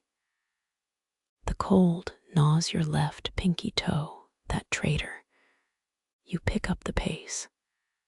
The map shifts in your pocket, nudging southwest. The Arctic ribbon light dogs your steps, an unwanted admirer. You hum to drown out the flute wind. Brittany circa 1999. Strategic choice. A shape materializes ahead a boulder. Too smooth. A tomb. Too small. It's the unmarked grave. From section 18. How to get 7 miles northeast. You circle it, the rusted bell still mute. No handprints. No offerings. Just that same suffocating dignity. The scarab shell kicks like a fetus. You unclench your fist. It's red hot now. Easy Thanatos. You drop it onto the grave stones. They hiss, steam rising. The bell shudders, but stays silent. The shell cools charcoal gray again. You leave it there. Gifts demand reciprocity. Dawn ruptures properly now, gilding the dunes. The cold relents, but only just. The Lightbringer, as Egyptians called the rising sun, starts its shift. You picture Ra's bark dragging daylight across the sky, solar Uber, with celestial surge pricing. Your shadow stretches west, a limping giant. The viper's nest looms somewhere ahead. You swig the canteen ice chunks now. The sky mirrors twin ribbon still follows. Maybe it's an escort. Maybe it's a warning. Maybe it's hungry. The salt road's crust crumbles underfoot. Each step snaps, 1,000 tiny bones breaking. Nubian trade routes once thrived here, gold for olive oil, ivory for linen. Now, just you and a beetle's abandoned shell. Progress. The wind shifts, carrying voices. Child's laughter. Gone before you turn. Your nape hairs prickle, the map squirms in protest. The ring remains inert, playing dead. You touch the scarab's gravesite through your pocket, still warm. A thank you, a receipt. Up ahead, the final stretch. The viper's nest isn't nests at all. It's a single twisted acacia, roots coiled like serpents. Beneath it, 12 flat stones. They form a circle, a clock missing its hands. You count them twice. 12, always 12. The map goes still. The ribbon light snaps, retreating into dawn glare. Heat shimmers dance above the stones, or maybe they're figures. Stick thin, waiting, you inhale the air's crisp and empty. The road ahead exhales, a sigh of held breath. Embers die, cold bites, but dawn stains the east and something else stirs. Something that tastes like silence, but louder. Sunrise licks the dunes, a starving thing. You scan camp, blankets askew, gear stacked, no guide, not even a bootprint. Cleopatra's perfumers allegedly added crushed scarab shells to ink for ceremonial scrolls. Makes sense, your beetle relic's warmth still stains your palm like spilled coffee. You crouch, fingers brushing where his bedroll lay. Cold sand, no indentation. Dude left less trace than a soap bubble. Ghosted by a ghost, you mutter. Your pack feels heavier. Unbuckle it there. The scarab shell winks up. Egyptian kings entombed these things to navigate the afterlife.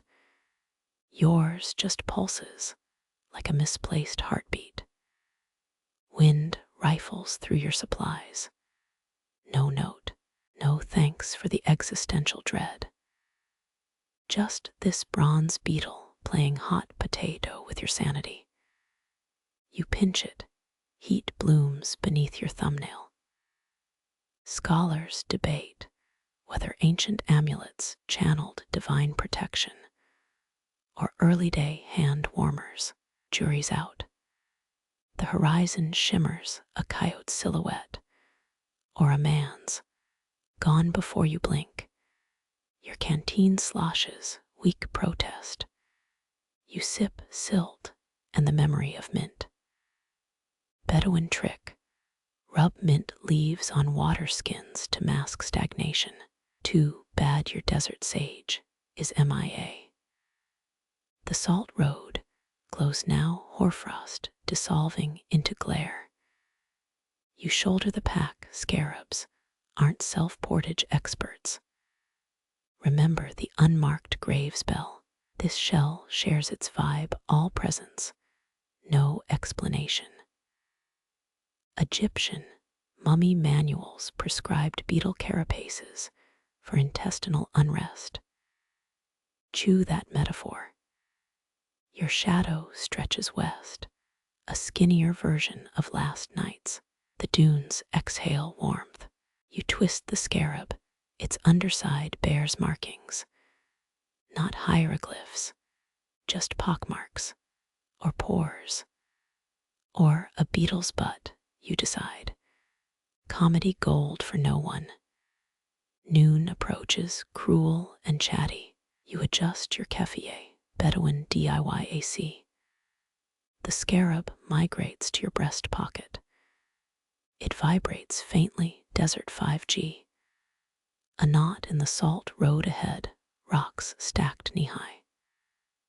Prayer cairn, trail mix spill. You pocket a stone smooth and egg-shaped. Trade bait. The scarab approves, temperature spiking. Ottoman traders used heated stones to cook gazelle meat in sand pits. You're just aiming for non-frozen fingers. Teamwork, you tell the shell.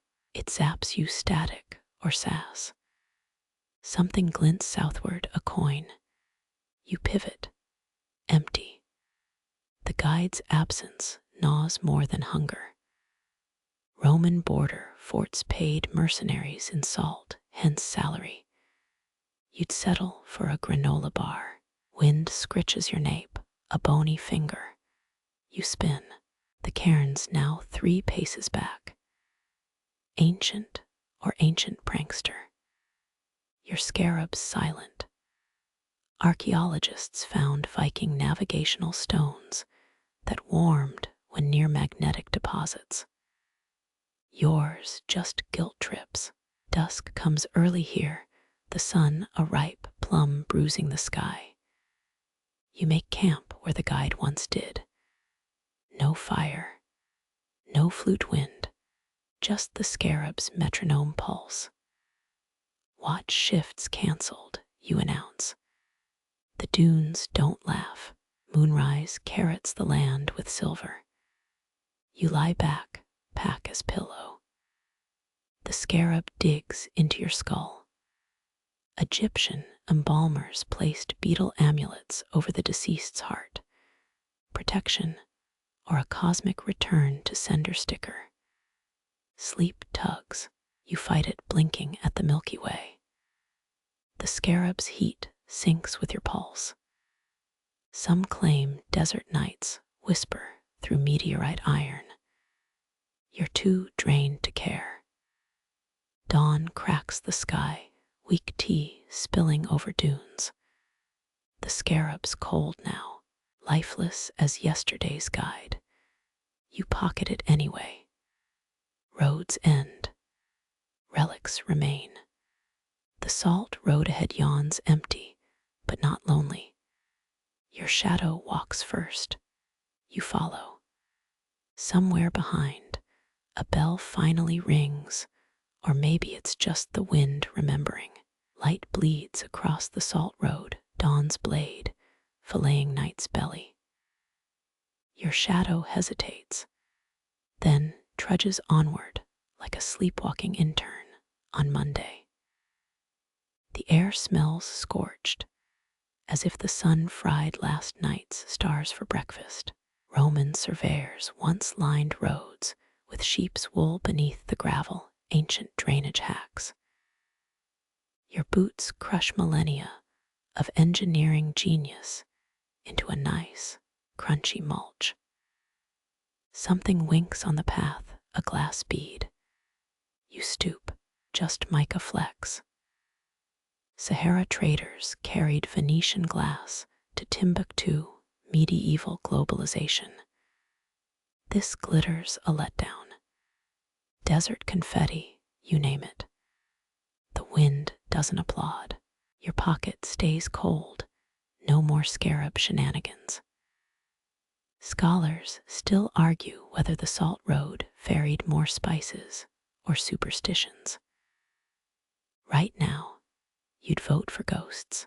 A pebble wedges in your sandal, your 15th uninvited travel buddy. Kick it loose. Ottoman messengers allegedly swallowed coded notes to avoid bandits. You'd need a map the size of a novel. The horizon ripples, a heatwave or hallucination. Bedouin poets called these the desert's laughter. Feels more like a wheeze. Your canteen sloshes, last sips lukewarm. Pro tip: date syrup masks the tang of questionable water. Too bad your stash resembles fossilized tar. A cairn materializes, rocks stacked like a toddler's block tower. You add your egg-shaped stone. Balance it carefully. One chronicler claimed Genghis Khan's scouts marked trails with wolf skulls. This feels gentler. No birds, no breeze, just your breath syncing with the road's dusty pulse. Silk Road merchants measured distance in camel sneezes. Okay, maybe not. But wouldn't that explain the weird FAQ scrolls? Your shadow outpaces you, eager to arrive. Wherever, the dunes flatten ahead, scar tissue from last night's storm. Historians still argue whether sand has memory. Your socks, full of grit, scream yes. A shape flickers, your grip tightens on nothing. just a thorn bush cosplaying as a wanderer. Classic Mirage move. Cleopatra's spies used polished obsidian mirrors to send signals. You've got sunscreen and regret. The sky pales, a faded denim jacket. No clouds, no drama, just you and the road's stubborn sprawl. Moorish geographers drew maps, with south pointing up rebel cartography. You rotate your compass. Nope, still basic. Lunchtime, if jerky crumbs count. Masticate slowly. Legend says a lost caravanserai serves dates stuffed with almond snow. Your tongue sticks to your teeth. Fiction's cruel. The scarab shell digs into your hip, still mute. Egyptian pharaohs packed tiny golden beetles into their mummy wraps. Pest control for the afterlife, you mutter. The joke dies in the silence. Your footprints dissolve behind you, a polite erasure. Silk Road nuns buried sutras in the dunes to bless travelers. You leave a granola wrapper. Redemption's a work in progress. A rock formation looms wind-carved into a lion's yawn, or a giant's molar. You pat it, cold, unimpressed. Marco Polo swore he met desert djinns who traded false prophecies for salt. You'd haggle for a soda. Dusk threatens already. The sun dips like a coin in a toll booth. Stars emerge weak cell service. No signal, no guide, just the road's chalky breath on your neck. You camp where two dunes kiss.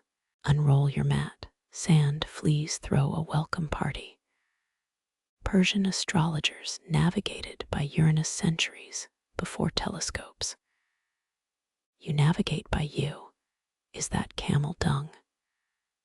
The scarab shell vibrates once, phantom buzz. You chuck it into the dark. It clinks, or maybe a distant bell answers.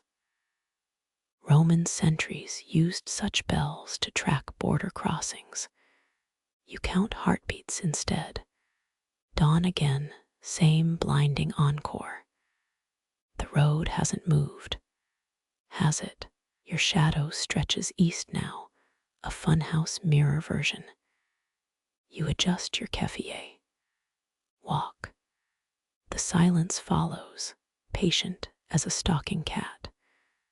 A black feather glints raven. Hawk. You twirl it. Bedouin lore claims feathers carry messages from the dead. This one's blank. Typical. The scarab waits ahead, perched on a stone. Warm again. Persistent little alumni, you sigh. Pocket it. Some reunions can't be escaped. Egyptian tomb curses warned of beetles devouring hearts. Yours just as emotional insurance fraud. The salt road narrows, a tightened throat. You inhale dust and possibilities. Ahead, nothing. Behind, nothing squared. Historians still argue whether journeys end or just abandon you. The salt road thins to a thread beneath your soles, a seam stitching earth to sky. You pause, inhale air laced with powdered time. No hurry here, only the patient sigh of pebbles rolling over their own memories. Your shadow softens, edges blurred like wet ink. That stubborn scarab hums faintly in your pocket, a drowsy lullaby from another age.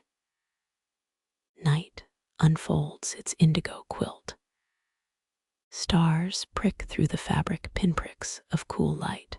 You lie back, grains of sand whispering secrets against your neck. Mica flecks mimic distant galaxies, close enough to touch. Somewhere, a desert fox barks, or maybe it's the wind mimicking mischief. You don't mind. Dawn will come same as ever, gilding the dunes in borrowed gold. But for now, the darkness cradles you, warm and weightless. The road's tailies seep into your bones, caravans long vanished, laughter swallowed by storms. You add your own small story to the dust, a sentence in a chronicle no one will read. Your eyelids droop, the scarab's pulse slows to match your breath. Let historians argue. Let mirages dance. Here, at the edge of everything, you drift. The salt road cradles your weariness, rocking it gently, gently, until even silence falls asleep.